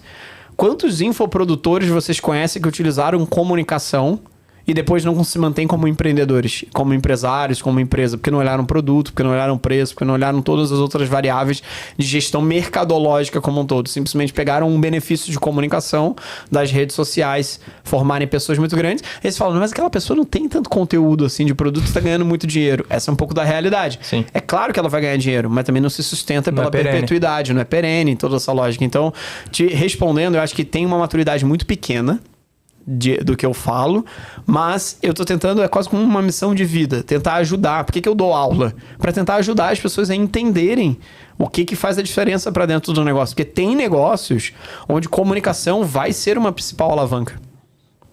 Tem negócios que comunicação não vai ser a principal alavanca. Mas o marketing vai ser. Tem que ser, né? Tem que ser. Preciso de uma pessoa extremamente sênior de marketing, que é de mercadologia dentro do meu negócio? Talvez sim, talvez não. No Napoli, por exemplo, na Catálise, o Napoli é uma pessoa de mercadologia. Total. 100%. Total. Ele é uma pessoa muito forte. Será que ele precisa de algum gestor de marketing dentro da organização dele? Muito diferenciado. Muito. Sim. Não precisa, porque ele já é esse gestor de Exato. marketing. Talvez ele precise de alguém de comunicação. Talvez ele precise de alguém de produto. Talvez ele precise de alguém de precificação. Talvez ele precise de alguém de distribuição. Publi mesmo, né? Coisas específicas ali dentro. Mas porque ele é a pessoa de marketing. Real. Então, grande parte das pessoas, eles qualificam marketing como sendo comunicação. Marketing é maior do que comunicação. Comunicação está contido dentro de marketing. Não necessariamente uma pessoa de comunicação é uma pessoa de marketing. Mas toda pessoa de marketing é uma pessoa de comunicação. Vai ser a melhor pessoa de comunicação que tu tem dentro da organização? Não vai ser. Mas ela tem que conhecer de comunicação para ser um bom gestor de marketing. Só que para ser um ótimo gestor de marketing, ela precisa saber muito mais de precificação, ela precisa saber de comunicação, ela precisa saber de produto, ela precisa saber de distribuição, ela precisa saber quais alavancas fazem sentido para dentro do teu negócio. Se ela só usa uma única alavanca o tempo inteiro de vou ter um problema dentro da minha organização, a alavanca sempre é aumenta a comunicação, provavelmente ela é mais uma pessoa de comunicação. Porque ela tem que saber qual alavanca faz sentido para dentro do teu negócio. Exemplo claro, tá? Cara, legal. Você tem o CMO da Chery, como exemplo fictício. Vou lançar o Chery 5X Pro.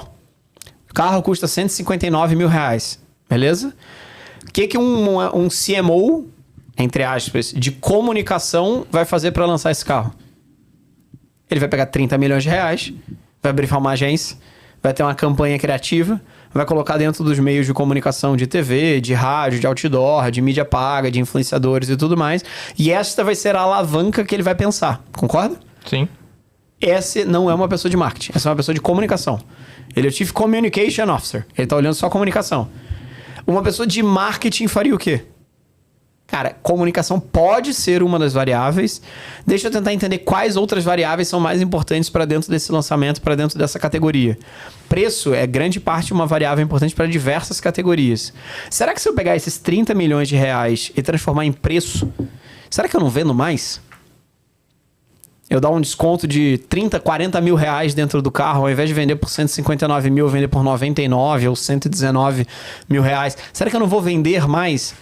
Como uma pessoa de marketing, ela vai pensar, cara, com certeza eu vou vender mais.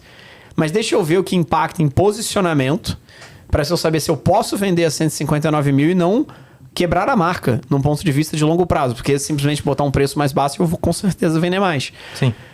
Nesse lado, uma pessoa de marketing vai pensar nisso. E talvez bote o preço a 119 financiado pela verba de comunicação. E aí simplesmente você vai vender muito mais, porque você vai ter um premium, um posicionamento de pricing index de preços mais bem posicionado dentro da categoria, e você vai vender muito mais carro, porque dentro daquele pricing index, o volume de carros vendidos é muito maior, automaticamente vender a 199 numa promoção de deu a louca na Black Friday, deu a louca em tudo mais, você vende muito mais carro e consegue construir mais marca vendendo carro. Porque adianta construir marca sem vender carro? A não ser que você seja Ferrari, Sim. com um premium price absurdo, também não adianta. Você precisa vender carro para ser diferenciado. Por que a BYD tá tão relevante dentro do Brasil? Porque tá vendendo muito carro. Grande parte da variável que ela tá utilizando é o quê? Preço, cara. Preço e distribuição. Uma pessoa de comunicação só olharia a comunicação. Uma pessoa de marketing olharia todas as variáveis. Esse stress test, né? Ele ia fazer uma possibilidade assim, outra aqui, olharia o ROI que vai dar aquelas possibilidades, e eu sei que não é certo, né? Tem as incertezas, mas ele tem que ter essa... Mas a loucura é, numa marketing centric, em termos de cultura, isto que eu tô falando é by the bookzão, cara. É super normal, absolutamente normal uma pessoa de marketing estar olhando tudo isso. Numa sales led, a decisão da redução de preço, de ir para 199, não está na mão do marketing. Está na mão do sales. Sim. E o cara vai falar, caramba, eu não tenho orçamento. E ele não tem orçamento. Sales normalmente não tem orçamento. Normalmente quem tem orçamento é marketing. Se o cara do marketing repara que ele está numa sales centric e ele pega a verba dele, dá como preço dentro da organização e se junta com um cara de sales, a potencialidade é muito maior. Se ele for um cara de comunicação, ele nunca vai fazer, porque ele quer ganhar prêmio em Cannes. E ele quer fazer a publicidade legal. É isso. Você sabe se lá fora, nos Estados Unidos, a maturidade provavelmente seja maior, né? É maior. Provavelmente a maturidade é maior, mas a grande parte sales também, tá? E uma coisa bacana, Tabi, que você contou e eu achei... Já levei para alguns amigos, assim, essa visão que você trouxe. Por que o Brasil é sales-centric, né? A questão do PIB do Brasil em relação à Flórida. Se você puder falar um pouco sobre isso e trazer aqui, eu acho bacana. Assim, não necessariamente são os números mais atualizados, mas é a ordem de grandeza para todo mundo entender. Mas se jogar no Google, vai estar o número atualizado o melhor possível. Cara, se você pega o PIB do Brasil, na minha época que eu vi isso, era 2,1 tri de dólar. Então, cara, é um PIB grande, legal, é incrível, maravilhoso. O problema é que a gente tem 220 milhões de habitantes. Se você pegar o PIB e dividir pela quantidade de habitantes, você vai dividir por muita gente.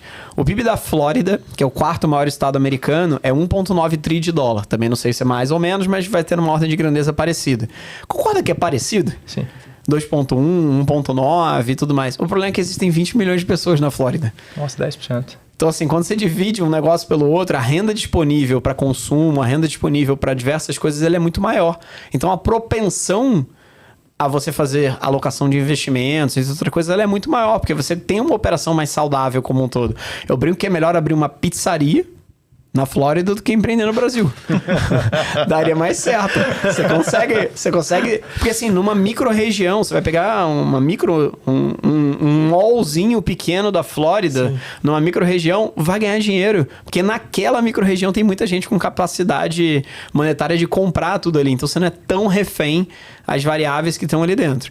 E aí você fala, cara, você tá dirigindo lá nos Estados Unidos, visitando os Estados Unidos. Você já viu o outdoor de advogado, você já viu o outdoor de contador, você já viu o outdoor de um monte de gente. Eu sempre me questionei, eu falei, de que tudo, isso, cara? Por que os bancos, cara, os bancos assim. Por que esse cara é outdoor de corretor imobiliário? Sim. Você fala, caceta, por que esses caras tem retorno nesse negócio que eles estão fazendo? Primeira coisa, o estágio de maturidade já é maior. Então tem mais renda disponível, mas além de ter mais renda disponível, o preço da mídia é mais barato. Então esse tipo de mídia é muito barato nos Estados Unidos, porque como você tem mais renda, automaticamente aquilo é mais barato. Então você consegue ter uma qualificação de preço-retorno dentro desse contexto muito melhor. Google lá fora e Meta, que a gente usa doidado aqui, é bizarramente mais caro lá fora do que é aqui. Porque tem muito mais competição. É verdade. Porque é bid. Então as pessoas estão bidando muito mais as mesmas palavras. Então no final acaba sendo muito mais caro aquele negócio. Então é mais fácil você comprar um outdoor. Isso é mais barato, tem menos briga do que necessariamente o bid do Google e do Meta. E aí você vê por que é muito menos sales-led do que aqui. Porque aqui a gente está vendendo o almoço para pagar a janta. Absolutamente o tempo inteiro, em todos os nossos negócios. Carga tributária é altíssima, mas a carga tributária lá é muito alta também. É muito alta, mas o regime tributário é completamente diferente. A gente distribui dividendo não tributado aqui, galera. Eu não sei até quando, mas lá não tem dividendo não tributado. Você distribuir dividendo lá é quase burro. Você bota um monte de custo para dentro da tua empresa. Você bota o carro para dentro da empresa, você bota a casa para dentro da empresa, você bota um funcionário, você bota um monte de gente lá dentro que você tem que inflar. É como se você estivesse operando no Brasil no lucro real. Você está operando no lucro real e que não existe mais distribuição de dividendo não tributado.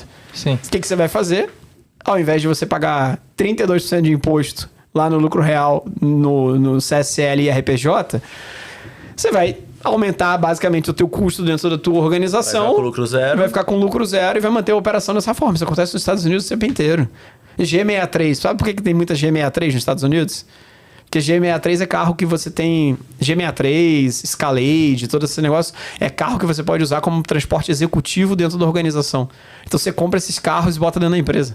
Então ele ganha dinheiro por ter esse carro. Por ter esse carro. Porque ao invés de pagar imposto, ele comprou um G63. Um G63 no Brasil custa 2 milhões de reais. Nossa, cara, lá custa 110 mil dólares, 150 mil dólares. Sim. Se você tem uma empresa que fatura 1 milhão de reais no Brasil... Se você botar no paralelo, 1 para 1 milhão de dólares lá, você poderia ter um G63. Sim. Que com um carro que custa absurdo. Então, assim, na média, é muito louco esse negócio. Só que tem muito menos possibilidade de sales. Por que a galera é menos pressionada em sales? Por que as pessoas que se formam na faculdade são muito menos pressionadas para arrumar um emprego? Tudo isso é contexto do PIB. Aí, cálculo mais simples é PIB pela quantidade de pessoas. Você vê a renda disponível per capita e você vê a capacidade de compra de um lugar. O Brasil tem menos capacidade de compra do que a Flórida, cara. Então é difícil da gente empreender. Mas tem um benefício. É muito menos competitivo. Porque, teoricamente, empreender no Brasil é menos... As 5 forças de Porter, elas atuam no lado de competição muito menos no Brasil do que atuam lá fora.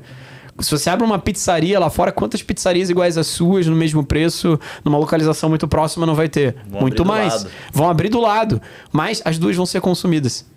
Porque, teoricamente, existe muita capacidade disponível de capital lá dentro. Então, eu acredito que, por subdesenvolvimento do país, a gente sempre vai ter muito mais o sales-centric, que a gente precisa vender para pagar a janta e ir para o próximo, do que, teoricamente, mais o market-centric, que é investimento a longo prazo, né? Você está investimento em comunicação, você faz investimentos que não necessariamente têm retorno no curto prazo. Nos Estados Unidos, eu não sei se é 50-50, acho que não é, tá? Vou chutar um número. Acho que talvez seja 15%, 20%. marketing centric. Já é muito maior do que a Muito experiência maior, do que eu tenho aqui, das empresas que eu tenho contato. Entendi. E tem, tipo, olhando para as PMEs aqui no Brasil, acho que é muito difícil cravar, mas tem ali uma porcentagem do investimento dessas PMEs que você diria que seria o ideal para cada rota de crescimento ali? Cara, depende do modelo de negócio de cada uma delas. Tá? Acho que PMEs dentro do Brasil, dos 23 milhões de CNPJ, são próximos de 10 milhões. São os números que eu tenho na cabeça da Stone, dos estudos que a gente fazia lá. Cara, 10 milhões de CNPJ são muitos CNPJs. Muito segmento, né? Não adianta falar que é 1, 2%, que não dá para cravar. Mas assim, dependendo do estágio de maturidade, se você é mais B2B, se você é mais B2C, muda muito o que é essa qualificação. Eu acho que o número médio meio burro é tipo de 2 a 3%. Ah, mas roupa. Tem como falar que o segmento de vestuário tem que ser de 2 a 3%? Não, talvez seja 20%, entendeu? Então, assim, para cada NCM que a gente fala, né? Para cada tipo de segmento, para cada tudo, muda muito a qualificação. Esse é um pouco da minha habilidade, no final das contas, de conseguir analisar a empresa, entender o estágio de maturidade dela, entender qual jogo que ela tá jogando e qual é a minha sugestão de alocação de capital pro tipo de jogo que ela tá jogando e pro estágio de maturidade que ela tá jogando. Entendi.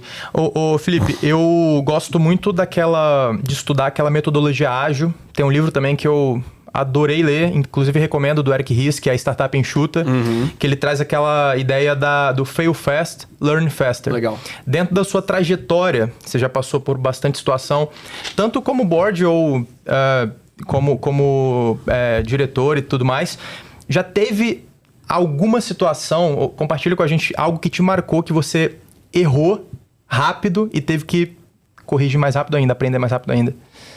Cara, eu tenho vários exemplos desses, tá? Porque, na verdade, 90% do que a gente faz é errado. É o do 0 ao 1. Mas o que te marcou ele mais? Cara, do que me marcou mais, eu falo de algumas experiências. Na Ambev, de ter achado que gerenciar um time com a minha mentalidade é bom. Não é, tá? Porque você cobra... Sim. Você tem que saber o que a pessoa quer. Tem gente que nunca quer ser high performance e tudo bem, ele vai ser bom para uma coisa muito operacional. Então, da primeira vez que eu virei diretor, que eu tive time mais sênior embaixo, eu tratava todo mundo como igual. Simplesmente era prega ou era o martelo e martelava igual absolutamente tudo. Tem formas e formas de fazer. Tem gente que não quer ser martelado. Tem gente que quer muito ser martelado. Só funciona assim, Só funciona assim. Então você tem que saber dosar, e isso já deu problema de relacionamento pessoal mesmo, com alguns funcionários, etc. Depois que eu aprendi, a gente mensurava engajamento dentro do Ambev, né? Meu engajamento era uma das maiores da diretoria de marketing com o meu time. Porque eu aprendi a entender o que as pessoas querem. Então, a palavra escutativa. Eu não tive tanta escutativa na minha vida, porque eu sempre usei o mesmo martelo para absolutamente todos os pregos. Hoje eu aprendi que você tem que usar diferentes martelos, porque tem gente que não necessariamente quer a mesma martelada ali dentro. Então essa foi uma das coisas. No mundo do empreendedorismo, quando você é investidor, eu aprendi que você tem que identificar o teu papel, cara. Porque eu achava que ter o papel mais próximo quando você é investidor era bom. Não é bom, cara. Porque você começa a empreender pelo negócio. Entendi. Então, assim, você vai botar investimento numa startup. Você vai pegar 100 mil reais e vai dar para uma startup ser investida por você. Adianta você dar 100 mil reais e depois entrar no dia a dia dela o tempo inteiro e começar a ajudar? Não, você está assumindo 2 riscos. O cara, primeiro, não quer que você entre dentro do dia a dia, porque se entrar dentro do dia a dia, a empresa é tua. Seu investidor ainda está operando. Porra, por que você não criou a empresa, então? Sim. Vai lá e cria a tua própria empresa. Você está investindo por um motivo. Qual é o motivo? Você acreditou na tese, você acreditou no empreendedor e tudo mais. Então, essa lógica do fail fast é responsabilidade dele. Sim. A lógica do quem tu serve para absolutamente tudo desse negócio do Napoli. Porque como investidor, você não serve a empresa. Você cobra a empresa. A empresa serve a você quando você é investidor. Quando você está dentro de um executivo, seus funcionários servem a você. Só que você serve ao funcionário e ao teu chefe. Então você tem que estar... Você é tipo um marketplace. Você está o tempo inteiro servindo nos dois lados ali. É o intermediador. É o intermediador. Você mete a mão para fazer? Não. O cara mete a mão para fazer. Então se você tem que servir a ele, você tem que servir ao seu chefe. Você martela e é martelado, né? É martelado. Então você tem que saber jogar. Aí você tem que saber o jogo que tu tá jogando. Então já errei em achar que eu tinha que ser mais mão na massa nos investimentos que eu fiz. Não. Tem que martelar a galera, cara. Porque eles servem a mim. Aos investidores, no final, qualquer investidor. Então, dentro desse lado. E empreendendo sem investidor, eu aprendi que, cara, não adianta muito servir ao time, tá? O time serve a você e você serve ao cliente, cara. Tem cliente, tem salário pra todo mundo. Tem o seu salário. Não tem cliente, não tem nada, não tem nem empresa, cara. Verdade. Então, assim, no final, quando você tá empreendendo bootstrap com a tua própria grana e tudo mais, não, tem um sócio mimimi do teu lado ou uma sócia mimimi do seu lado que fica reclamando mais do que ajudando. Galera, só demite e vai pro próximo. É isso aí. Só que tem que aprender a demitir cliente também. Lembra do negócio do jogo? Você tem que saber o tabuleiro que tu tá jogando? Tem muito empreendedor que tá com o tabuleiro na mão, os clientes estão lá bonitinhos e tudo mais, mas não é um jogo que vai ser vencedor pra você. Adianta ter aquele cliente? Cara, tem que aprender a demitir cliente. Então, eu sofro hoje. Uma das coisas que eu mais sofro hoje em dia é demitir cliente. Por quê? É uma merda, cara. Porque eu sou sales-centric, cara. Como que eu vou tirar esse Como cara? é que eu vou tirar esse cara, entendeu? Eu quero fazer o melhor. Vamos adaptar todo mundo, muda a pessoa. Não é. Tem coisa que eu vou falar, cara, o cliente é ruim. Sim. Não faz parte do jogo que eu tô jogando. Tira. Mas ele representa 70 mil reais por mês do meu negócio. Porra, Vai pro próximo. é uma merda E isso. é complicado isso, porque a analogia que eu fiz com o que você trouxe dessa visão do PIB, da Flórida, do Brasil, é que o Brasil é mais sales-centric. Pra caramba. E só que sales-centric é o que mais cresce. É o que cresce mais rápido, é o que cresce mais rápido. Não é o mais saudável, mas é o que cresce mais rápido. Progresso e ordem, é né? isso. Por que o Brasil não é, então, uma Máquina sales-centric. máquina sales-centric? Porque talvez tenha um ponto, e foi algo que eu pensei muito, tá? Quando você trouxe esse conceito, eu falei, pô, o Atab é sales-centric, mas ele tem uma visão de gestão muito forte. Sim. E aí você trouxe que fez administração. E aí eu pensei, pô, será que o Brasil não é tanto assim por conta de uma falta de gestão? E aí traz cliente com essa visão? Eu acho que a gente é pobre, né, cara? Então, assim, o Brasil inteiro é muito pobre. Sim. A gente, como empresário, é muito pobre. Cara, se você pegar alguém nos Estados Unidos, recém-formado, em uma faculdade super relevante lá, ele vai ganhar mais dinheiro que a gente vai ganhar na vida, cara. Fato. Não tem a menor possibilidade disso. A gente pode ser o melhor empresário no Brasil. O cara vai ganhar mais dinheiro. Só pela multiplicação por 5,5, que é do dólar. Só pela renda disponível. Só por outras coisas. Então, assim, já foi, entendeu? Não tem como. Mas eu acho que a gente falta educação, tá? Por exemplo, por que eu sou professor do G4? Primeiro porque eu me alimento. Lembra que eu falei que eu tenho memória fotográfica? Então eu lembro de todo mundo, cara. Eu lembro de todos os cases, eu lembro de tudo. Boa. Eu lembro de tudo ali. Então, ao tempo inteiro eu tô estudando ali, cara. As pessoas estão me falando informação, eu tô retendo. Estão me falando informação, eu tô retendo. Então, nesse sentido é muito bom. E do outro lado, eu tô com pessoas que são os empreendedores reais. Porque tem vários empreendedores que não são os empreendedores reais, que teoricamente vão fazer empresas maravilhosas, mas não é ele que está metendo a mão na massa, ele está servindo a quem? Venture Capital, por exemplo, startups, grande parte das startups maravilhosas que eu conheço de Venture Capital não servem ao cliente, servem aos fundos de investimento. Ela é ótima em servir aos fundos de investimento, ela ganha capital infinito por ser ótima em servir aos fundos de investimento e, por consequência, cresce porque tem muito capital. E aí vira uma revolvência desse negócio cada vez maior e você cria empresas maravilhosas. Porque com o dinheiro você resolve bastante coisa, tá? Você resolve contratação, você resolve cultura, você resolve produto, você resolve cliente, você resolve tudo ali dentro. Então, eu acho que a gente ser mais sales-centric, a educação é a única forma de mudar isso. De ser uma base que vai mudar o pensamento das pessoas. Porque tem muita gente que é formada em administração e não é bom gestor. Não é só a formação, é a formação mais o dia a dia. Tem muita gente que não é formada em nada que é ótimo gestor. Porque tá no empírico ali, sabe fazer, tá operacionando no dia a dia, mas é barriga no balcão. Muitas das vezes não consegue ser muito estratégico, mas sabe gerenciar muito bem. Não tem a visão de cima. Não tem a visão de cima. Então, a gente sempre vai ter uma sombra. Lembra que eu falei que todo sol existe uma sombra? Sim. Escolhe qual sombra tu quer, cara. Tua batalha, né? Escolhe a tua batalha, porque problema e sombra sempre vai existir em tudo que você fizer. Qual que mais se adequa para tua realidade, para o teu tipo de jogo e para o teu benefício como empreendedor, empresário, estudante ou absolutamente tudo. Porque se você aprende a jogar o jogo que é bom para ti, eu já questionei mais infoprodutor, porque eu tenho realmente um preconceito com os caras. Eu acho que eles são pouco profundos. Mas de verdade, eles são brilhantes. Eles olharam o jogo, falaram, esse tabuleiro aqui do mundo corporativo eu não tenho como ganhar. É impossível de eu ganhar. Deixa eu jogar um outro jogo. Eu vou ser raso mesmo, vou vender sonho mesmo, mas eu vou jogar o jogo do digital vendendo um produto de educação para essas pessoas. E ganharam o jogo deles. Verdade. E tudo bem. Eu olhar o jogo deles e achar que eles estão jogando o jogo errado, é que o jogo não é para mim. Eu tenho que entender qual jogo faz sentido para aquilo e jogar o meu jogo a partir daquilo. Tanto que a minha tese hoje é SaaS. Tava falando para vocês aqui. Vamos criar produto sem barreiras de entrada de AI, porque AI quebrou barreiras de entrada de produto. Vamos jogar esse jogo da melhor maneira possível e ter uma escalabilidade a partir de size e não necessariamente a partir de educação. Talvez seja o melhor jogo pro meu tipo de coisa que eu quero criar.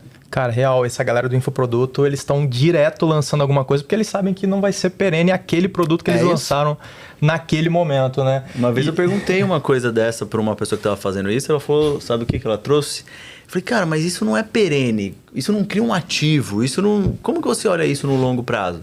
Cara... Eu não olho. Falou isso. Ele falou, sabe o que eu penso? Eu vou trazer muito dinheiro, eu vou pôr o meu dinheiro na... CDI, lá no CDB, rendendo 15% ao ano e vambora. Em 10 anos trabalhando assim, eu consigo, tipo... Ou menos. Eu consigo, tipo, viver a minha vida toda. O jogador de futebol do O ativo digital, dele é o né, dinheiro cara? que ele fez. O ativo é o dinheiro, não é o negócio em si. Isso.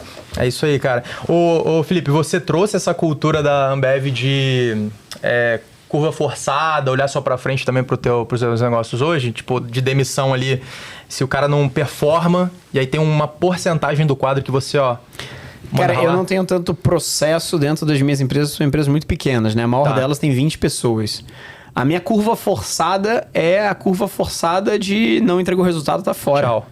A pessoa já sabe disso. A pessoa já sabe disso. Cara, contratei um agora, demiti em 3 dias, contratei o outro, demiti em 29 dias. É isso? Porra, é isso aí. É bom que já alinha a expectativa e montar time é muito difícil, né, Montar time é a principal dificuldade, cara. E a gente está falando de frameworks de educação para empresários e tem um conceito que todo mundo fala, que eu queria trazer, até conversei com o Rafa ontem sobre ele, que é... Pô, o Jeff Bezos fala que a gente tem que ter 7 pessoas ou o suficiente para alimentar 2 pizzas, a lei de princípio de Brooks. Princípio de Brooks. Eu lembro, eu vi quando eu fiz um módulo de Harvard, um cara chamado Boris, que é um professor de Harvard, falou disso também. E, pô, eu sempre escutei isso, e é muito de metodologia ágil também, mas eu escutei o Beto Sucupira. Ele mesmo, e eu escutei ele falando pro Thales uma vez. Ele falou, cara, pra mim tem que ser umas 14 pessoas, porque é o suficiente pra trabalhar, porque senão é muito cacique ali pra, no cara, time. O ponto é, não existe certo e errado. O que eu vejo, assim, eu saí de uma empresa muito grande, cara, a Stone tem 17 mil funcionários, a Ambev tem, sei lá, 40 mil funcionários. A realidade deles não é a realidade de mais ninguém, cara. Essas realidades muito grandes, assim, para o empreendedor que nos escuta, que talvez seja o pequeno e médio empreendedor, ou o cara que é bootstrapping, Sim. Não é igual, entendeu? Stone levantou bilhões com o mercado de venture capital. A Ambev levantou bilhões com o mercado de private equity, investment banking. A Ambev levantou 40 bi de dólar de dívida para comprar a Budweiser. Alguém tem noção de como é levantar 40 bi de dólar de dívida? Tá maluco. Então, assim, não é o jogo, cara. Não existe esse jogo que eles estão jogando. O playbook desses caras não se aplica a absolutamente mais nada. Meu playbook é até 100 funcionários. Não existe playbook, galera. Não existe playbook. Alguém fez um playbook de até 100 funcionários? É uma pancadaria desgraçada. Você não tem caixa pra nada. Você não tem investidor. Você demite contrato a toda hora. Minha visão é cultura.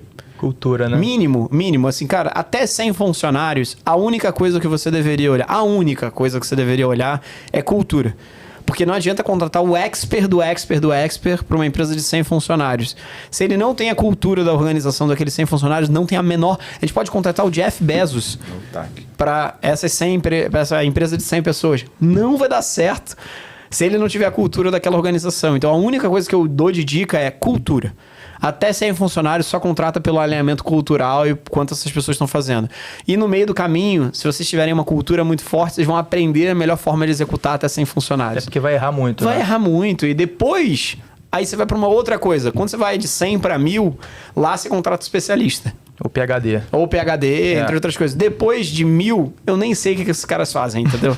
Porque aí é Two Pizza Pie, modelo de gestão, PDCA, curva forçada, absolutamente um monte de outras formas de gestão, mas os estágios de maturidade, eles são tão diferentes, tão diferentes, que não dá pra criar, não dá pra ter um playbook, cara. Não dá pra ter um playbook. Depende do estágio de maturidade que tu tá e do segmento que tu tá. Se você falar, por exemplo, mercado financeiro, 100 pessoas, talvez você nunca chegue. As factories da vida, as gestoras da vida, tem 12 pessoas no time, entendeu? Aí é uma outra realidade. Eu vou ter que falar essa realidade de não contratar especialistas por uma gestora? Não tem como. Tem como. Porque lá todo mundo é especialista. Sim. Todo mundo tem uma relevância muito grande. Então, cara, a única coisa que eu queria falar é todo mundo que fala sobre playbook tá cagando regra. Pô, real, cara. Tá cagando regra real, porque você não sabe a realidade do outro negócio. Se você tem alguém muito especialista no segmento que tu tá jogando, só escuta esse cara.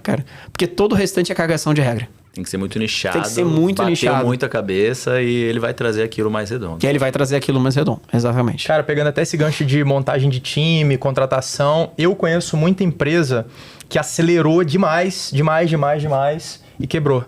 Né? Eu conheço empresa, por exemplo, chegou 10 milhões, mais de 100 funcionários e não olhou para recorrência, não olhou para retenção. E ali sempre fala... Porque até tem um amigo que ele fala que hoje é cool falar de faturamento. Pô, tô faturando tanto, tenho 150 funcionários e é cool. Fala disso. E, cara, eu vi o Napoli falando também do perigo que é criar um gigante com os pés de barro. Sim, ótima analogia. E, cara, qual que é o maior perigo? Justamente você que já deve estar, com certeza está em conselho de empresas que aceleraram ou que, inclusive, tenha freado esse crescimento. Qual que é o maior perigo dessas empresas hoje? O maior perigo é elas não entenderem o porquê que elas estão fazendo isso. Porque, assim, ser um gigante de pé de barro não é ruim, a não ser que você saiba que você é um gigante de pé de barro e você está fazendo isso de maneira proposital. Quando você pega o mercado de venture capital, que é o mercado de investimentos em startups, ser gigante com pé de barro é necessário. Porque as pessoas estão te dando um caminhão de dinheiro. Sim. Para você construir o mais rápido possível. Normalmente, dentro desses mercados, é um mercado de winner takes all ou winner takes most. O que quer dizer isso em português? O ganhador vai levar o mercado inteiro ou o ganhador vai levar grande parte do mercado. Tem como ter 2 Uber? Tem como ter 2 iFood? Tem como ter 2 Airbnbs? Existem 2? Pois é. Que o iFood fez a parceria com o Uber Eats agora. Não existe, cara. Não existe. São mercados de winner takes all. É muito difícil. Sim. Existe um segundo Nubank? Ou é muito menos relevante o segundo Nubank? É muito menos relevante o segundo Nubank. Então, todo o contexto, quando você vai para o mundo de venture capital, a gente tem uma lógica chamada blitzscaling. O que é blitzscaling? É escalar, é uma técnica de guerra, da Segunda Guerra Mundial, que você escala o mais rápido possível para ganhar a guerra o mais rápido possível. Fazer o blitzscaling é fazer um gigante de pé de barro. Porque você tem que crescer o mais rápido possível para esse gigante. A pessoa que for tentar fazer aquela mesma coisa já não vai replicar. E ele não vai olhar para o pé como de barro. Ele vai falar, cara, é tão grande que eu não vou fazer aquela lógica daquele mercado. Então, mas o Venture Capital está dando dinheiro para você queimar dinheiro para você ser gigante com o pé de barro. Como é que é a estatística de Venture Capital? Vamos supor que 100 startups foram investidas.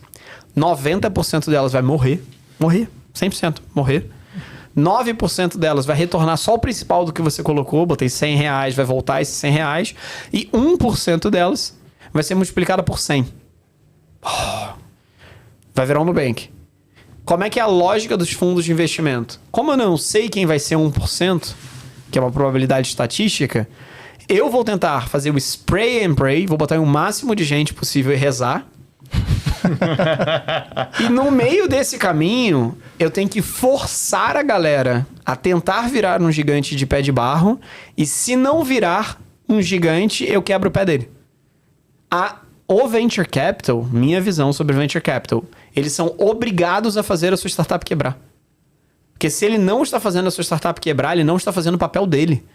Ele precisa descobrir se você é 1%. Sim, tem que te fazer acelerar muito. O máximo que der. Vai, mas eu tô morrendo, eu tô quebrando, eu vou morrer. Vai, morreu, vamos pra próxima.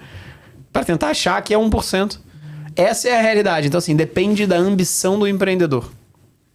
Se a ambição do empreendedor e o contexto competitivo tem um venture capital por trás, cuidado. Ser um gigante de pé de barra é necessário para você. Se você não está jogando um jogo de venture capital, está jogando um jogo de perpetuidade do teu próprio negócio, ser um gigante de pé de barra é a pior coisa que pode acontecer na tua vida. Porque não tem ninguém te forçando a crescer, você está te forçando a crescer. Mas por que você está se forçando a crescer se você não tem um exit, como é o caso de grande parte das empresas de venture capital, que o exit é o IPO? Sim. Se você não tem o IPO, para que você quer fazer IPO? Você quer ficar pelado de 3 em 3 meses na frente de toda a sociedade, falando de todas as cagadas que tu fez de 3 em 3 meses? Pra quê? É vaidade você fazer IPO. Tal, cara. É simplesmente vaidade. Você não tem nenhum sócio. Pra que você vai ficar pelado de 3 em 3 meses no novo mercado? Dentro da Bolsa de Valores não faz sentido, cara.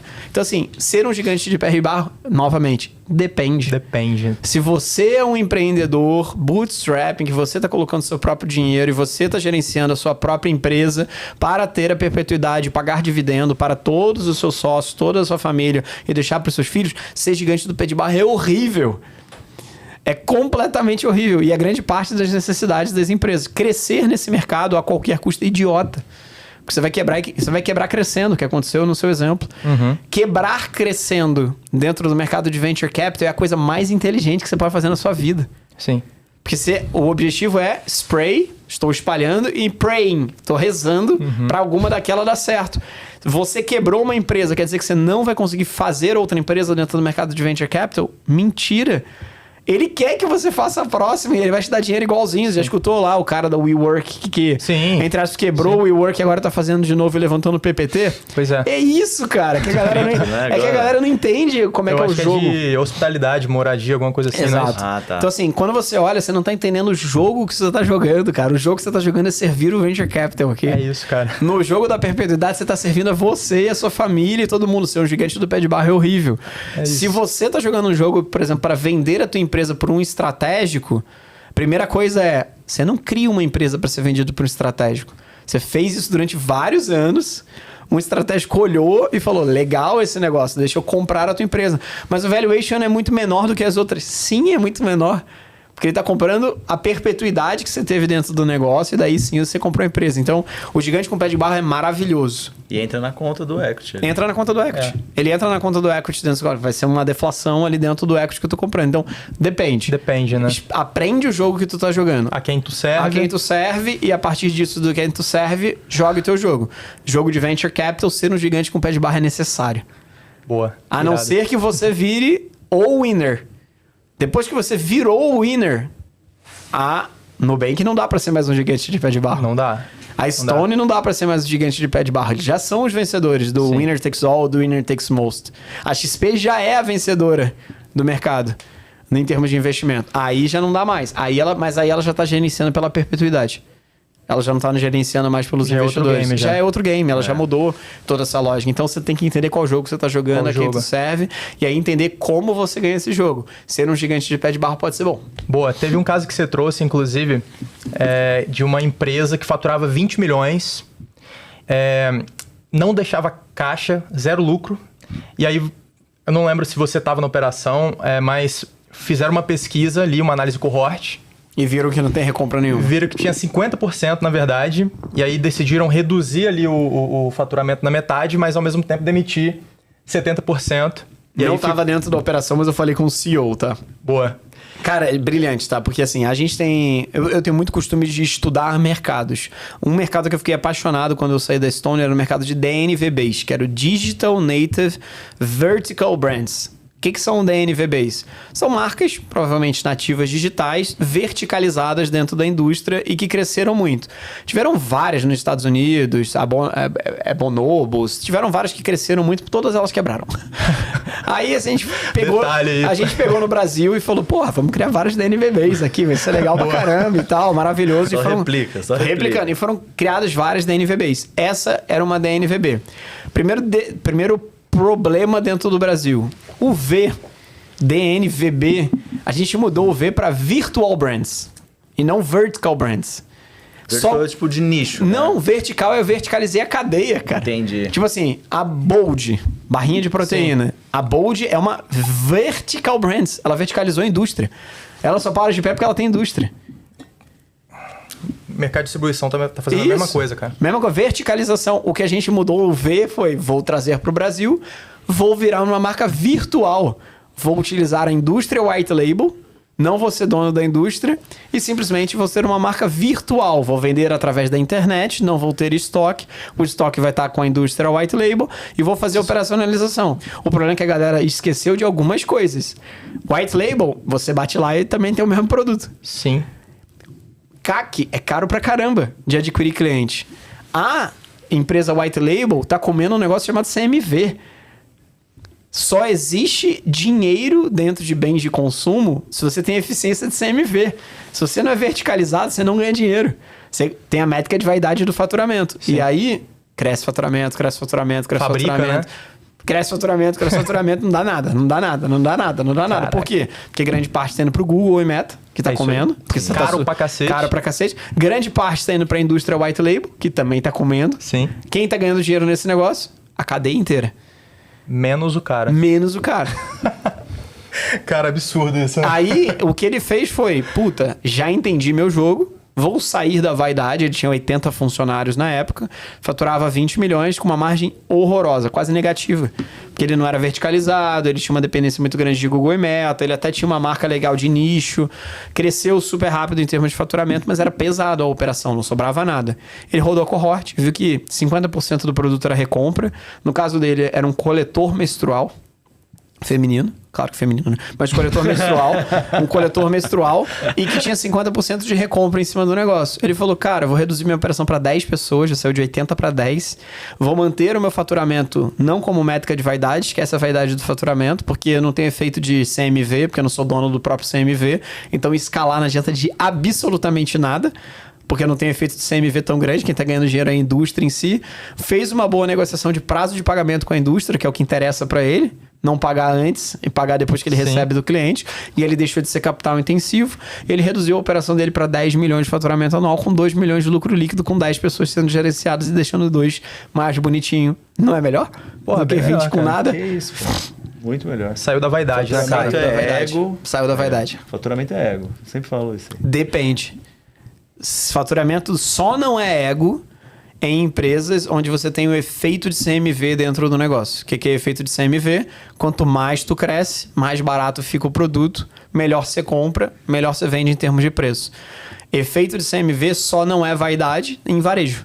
Se você tem um varejo que fatura 100 milhões e deixa 3 de lucro líquido, você tem mais crédito, você consegue comprar melhor dentro do mercado. Aí faz sentido você tentar crescer faturamento a qualquer custo, porque você tem uma margem muito pequena, qualquer BIP, ponto percentual, você vai ganhar muito dentro dessa operação. Mas só para esse tipo de negócio. Ah, mas eu tenho uma marca digital. Você tem uma lógica de varejo? Tem, mas se você não souber gerenciar, você tem mais custo do que um varejo físico em si, porque o varejo no Brasil é 90% físico, 10% digital. Então você tem que saber do jogo que tu tá jogando. Faz sentido crescer faturamento num intermediador varejista que tem efeito de CMV. Aí vale a pena. Porque você tem que trabalhar muito bem o CMV. Aí você tem que trabalhar muito bem o CMV, a ponto de você chegar no cálculo que talvez faça sentido você verticalizar. Sim. Por isso que é vertical brands. Você vai verticalizar a indústria, vai trazer para dentro e aí sim você tem um benefício muito grande dentro dessa lógica de escala. E aí você sai daquela média do varejo de 3 a 7% de margem líquida. Só faz sentido se você tem um mercado endereçável muito grande. Um coletor menstrual era um varejista, entre aspas, porque ele não era dono do próprio produto. Só que ele tem o efeito de CMV. Difícil, porque ele não tem escala de TAM de mercado. Então, crescer faturamento para ele no mercado de nicho, onde o TAM é pequeno, não faz sentido, porque ele nunca vai ter escala suficiente para ganhar o benefício de efeito de CMV.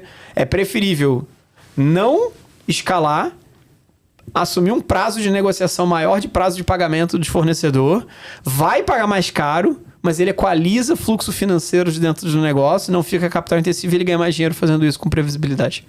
Boa, boa. Falando de vaidade, Felipe, até trazer ali o que você disse aí na última aula que eu fiz contigo, eu digo que qualquer idiota monta uma agência de marketing, cara. Tá bem. Concorda? Não sei se qualquer idiota. Vou polemizar ali. Não, qualquer pessoa, velho. Porque o que acontece? É uma commodity. É uma commodity. E aí você disse que vai quebrar. Vou só corrigir o que eu falei. Boa. Uma agência de marketing não é uma commodity. Uma agência de marketing é grey hair. Uma agência de tráfego pago, ou uma agência específica de determinadas coisas mais commodities, aí é mais commodity. Isso. E por que você acredita, né, que vai quebrar daqui 3, 4 anos e qual que é o conselho que você dá para essa pessoa que hoje tem essa agência de tráfego pago, de social media? Eu vou começar com os novos entrantes, tá? Se você tem um novo entrante dentro desse mercado, infelizmente você entrou bastante tarde. Principalmente no lado de tráfego, tá? Se você tá criando uma agência de tráfego e etc, cara, desiste, cara. Real, assim, não tem muito que... Esse mercado vai mudar muito nos próximos anos. Os players mega consolidados estão com medo. Por que você acha, como novo entrante, fazendo as mesmas coisas vai ser diferente? Então, nesse lado é... Boa. E novamente, a quem tu serve? O Google e Meta, que são as plataformas por trás do seu tráfego pago que você está gerenciando, eles querem te desintermediar. Porque eles ficam com 20%. Você, como tráfego pago, fica com 20% da relação de um pequeno e médio empreendedor. Normalmente você cobra 20% de take rate ali, vamos colocar assim, no quanto de mídia esse cara investe por mês. Então, se ele bota 10 mil reais de mídia, você faz a operação por 2 mil reais para ele, boa. Se esse cara coloca 100, você vai fazer por 20. Normalmente é esse cálculo, tá? O cara do Google e do Meta sabe disso, que você está ficando com 20%. Se ele consegue fazer o serviço de maneira centralizada via AI, dificilmente ele vai querer deixar você operacionalizar isso e ter o 20% da operação. Então, o AI vai matar essa operação. Porque ele pode criar o criativo de maneira centralizada, ele pode comprar... Não tem quando você entra num lugar e você bota seu cartão de crédito e ele faz as escolhas para você? Simplesmente. Isso natural. vai acontecer no Google e Meta. Você vai subir, vai falar, olha, isso aqui é o meu site, isso aqui é a minha proposta de valor, isso aqui estão alguns criativos do que eu fiz no passado. Simplesmente crie infinitos criativos, teste infinitas segmentações. A partir disso, o que mais fizer sentido, eu topo pagar no máximo 100 reais de CPA ou de CAC. Vão ser 100 mil criativos criados pelo Google e pela Meta, 100 mil testados, e o que mais performar, ele simplesmente vai falar, esse aqui é legal, deixa eu escalar esse. Precisa de um ser humano operacionalizando e botando lá e criando criativo e fazendo a operação? Corta o intermediador Corta o ali. intermediário. Então, assim, vai haver a desintermediação das plataformas indo direto para o consumidor. Já existe isso no final. Você não precisa de um intermediário. Se você souber apertar botão, você entra lá, você não precisa de ninguém e você simplesmente desintermediado. As pessoas não sabem apertar botão, porque elas não sabem. Porque hoje precisa ter uma configuração. Você precisa criar a peça, você precisa subir, você precisa parametrizar o target, você precisa fazer um monte de outras coisas. E se fosse simplesmente sobe o cartão, define o CPA e ele faz tudo sozinho? Precisa do intermediário? Zero. Você precisa zero do É intermediário. o Mark ganhando mais. Exato, é o Mark ganhando mais. E ele vai ganhar mais, galera. Lógico. Não tem como. Ele tem mais dinheiro, ele tem mais acesso, ele tem mais pessoas inteligentes. Exato, é o winner takes all. Ele vai pegar o mercado inteiro. O Mark lá e o nosso querido Google. Vai pegar, não tem muita possibilidade. Não tem muito o que fazer.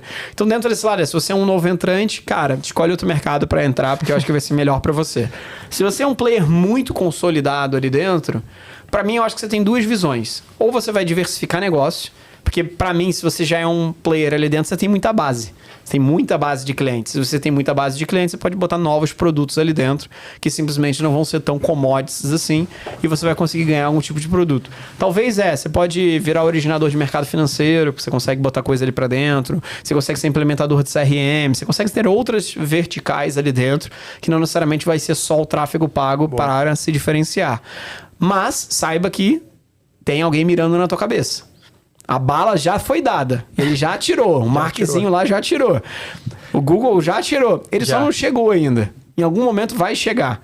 Eu não sei se em 5 anos, eu não sei se em 10 anos, eu não sei se há 20 anos. Mas concorda que o que a AI fez nos últimos 6 meses é tão bizarramente incrível que assumir que... pelos próximos 3 anos não vai ser tão grande a evolução, é falacioso. Não tem como. Não tem como real a gente... É inevitável, cara. É inevitável. Google... A gente tapar os olhos ali. Cara, o Google, o VO3 lançou acho que em maio. Em maio, exato. Irmão, a gente tá em julho. Irmão, exato. Então, assim, é loucura o quão vai desenvolver. Então, assim, no final saiba que seu mercado está sendo disruptado. Sim. Dado que o seu mercado está sendo disruptado, para mim tem duas visões. Ou você vai milcar o teu negócio, o que é milcar? É tirar o máximo de dinheiro desse negócio o mais rápido possível para você enriquecer na física. Ou você vai entender que o seu negócio vai morrer e você vai ter que fazer um planejamento estratégico maravilhoso. Sugiro contratar o Antônio Napoli para fazer isso dentro da Catarse.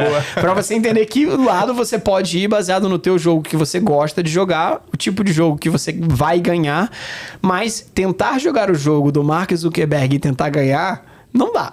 Então, assim, só assume que não dá, galera. Você, não, mas eu vou contratar um monte de dev interno com AI, eu vou criar um produto maravilhoso. Perdão. Porra, cara, seja Não racional, vai. né? Seja racional. Menos romântico. Menos romântico, você não vai ganhar. Não tem como você ganhar esse jogo, galera. Real. Então, assim, vamos tentar jogar um jogo que vai ser mais sentido. Então, dicas.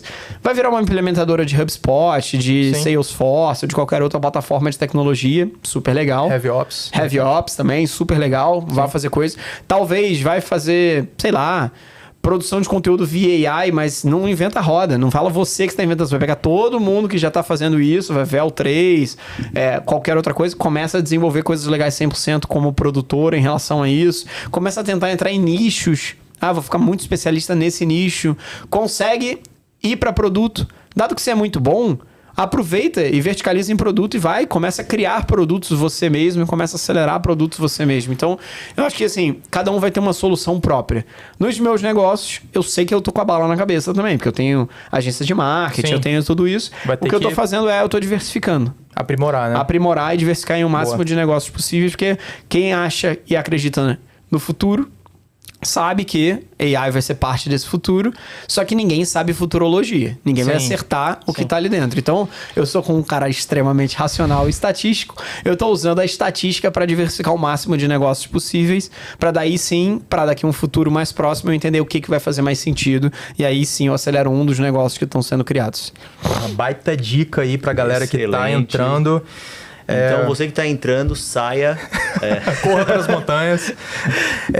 Acho que é só para vocês entenderem que jogo tá jogando, a visão de business model que você trouxe. Eu acho que isso dá muita clareza para você, jogar o jogo certo e isso vai te dar mais retorno. Perfeito. E aí você não... Mesmo você sendo cabeça dura, né? Eu acho que você entendeu qual jogo tem que jogar. Então, eu acho que essa é a Cara, eu não sou cabeça dura nos negócios. Eu sou cabeça dura na física. Na pessoa física, eu sou muito cabeça dura. No negócio, eu não sou, não.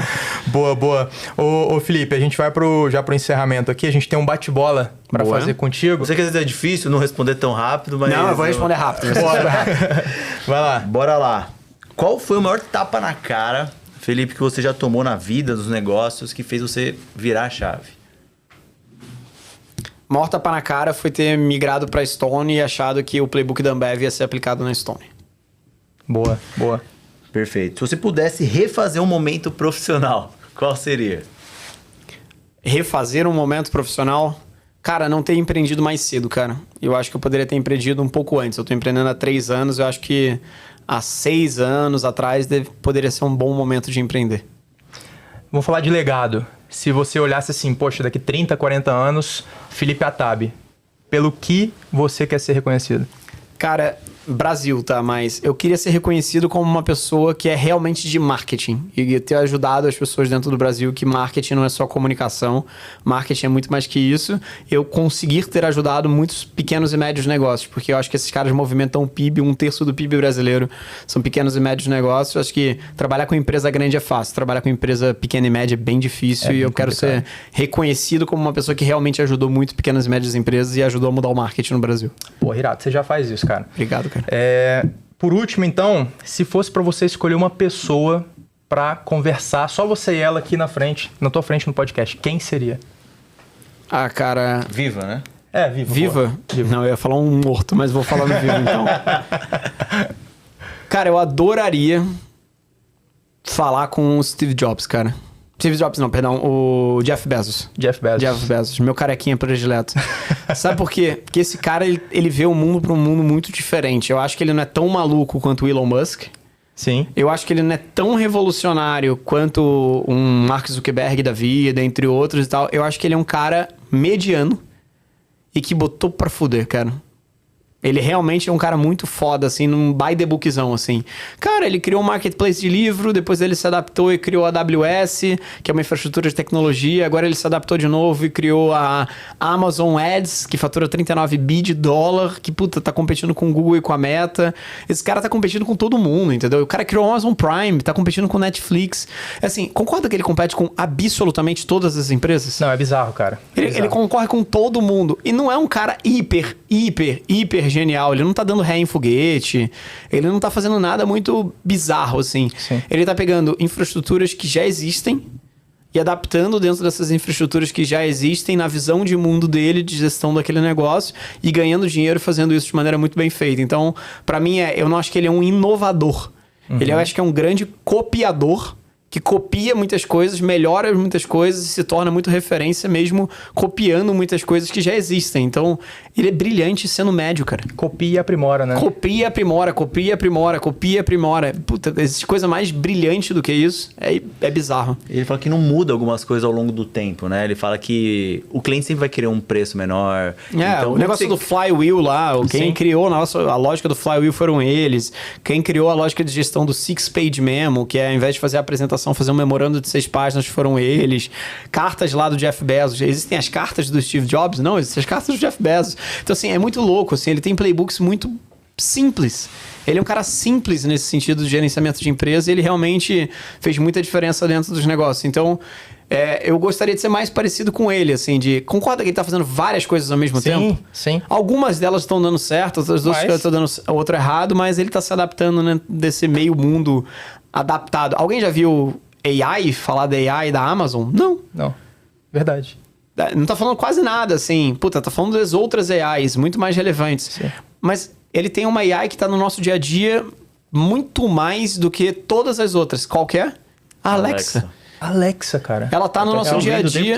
Ela tá no nosso dia a dia há mais tempo do que qualquer outra AI que tá dentro do nosso dia a dia. E a gente usa muito a Alexa. Então, é meio louco isso, mas eu gostaria de conversar com esses caras que eles veem o espectro do mundo de uma maneira muito diferente. Não tão inventiva. Eles olham o mundo de cima, né? Não tão inventiva, mas de um ponto de vista de deixa eu tentar pegar infraestrutural. Sim. Dentro da lógica infraestrutural, como eu mudo o mercado de maneira infraestrutural e pego todas as oportunidades possíveis do ponto de vista de infraestrutura. Eu acho que ele tá brilhando, cara. Irado. Bicho, que aula, hein? Que aula, hein? Quem não assistir isso aqui até o fim... Ficaria umas 5 horas aí. Como que faz pra te achar ali nas redes sociais? Cara, eu sou um cara que responde a todo mundo, tá? Então, assim, puta, me manda mensagem no LinkedIn, me manda mensagem no Instagram. É o @FelipeAtab. Atab é HATAB. Eu sempre respondo absolutamente todo mundo que me manda mensagem, tá? Então, me manda lá mensagem, a gente bate um papo. Irado. Galera, segue a gente também, @amesadegaut. Segue a Vintel, que é VintelBR. Me sigam. Rafa Gama, com PH. Qual que é o... Sigam esse rapazinho aqui também. Eric.pmarques. A gente vai colocar tudo aqui na descrição. Boa, é isso. Vamos com tudo, Se inscreva aí no nosso canal também. Ativa o sininho. Tem também no Spotify, beleza? Curte aí, compartilha. Cara, valeu. Foi incrível. Obrigadão aí pelo convite. Obrigado mesmo. Pelo convite não, por ter vindo, né? Legal. Tamo junto então. Valeu, gente. Até mais. Até a próxima. Valeu, galera. Obrigado.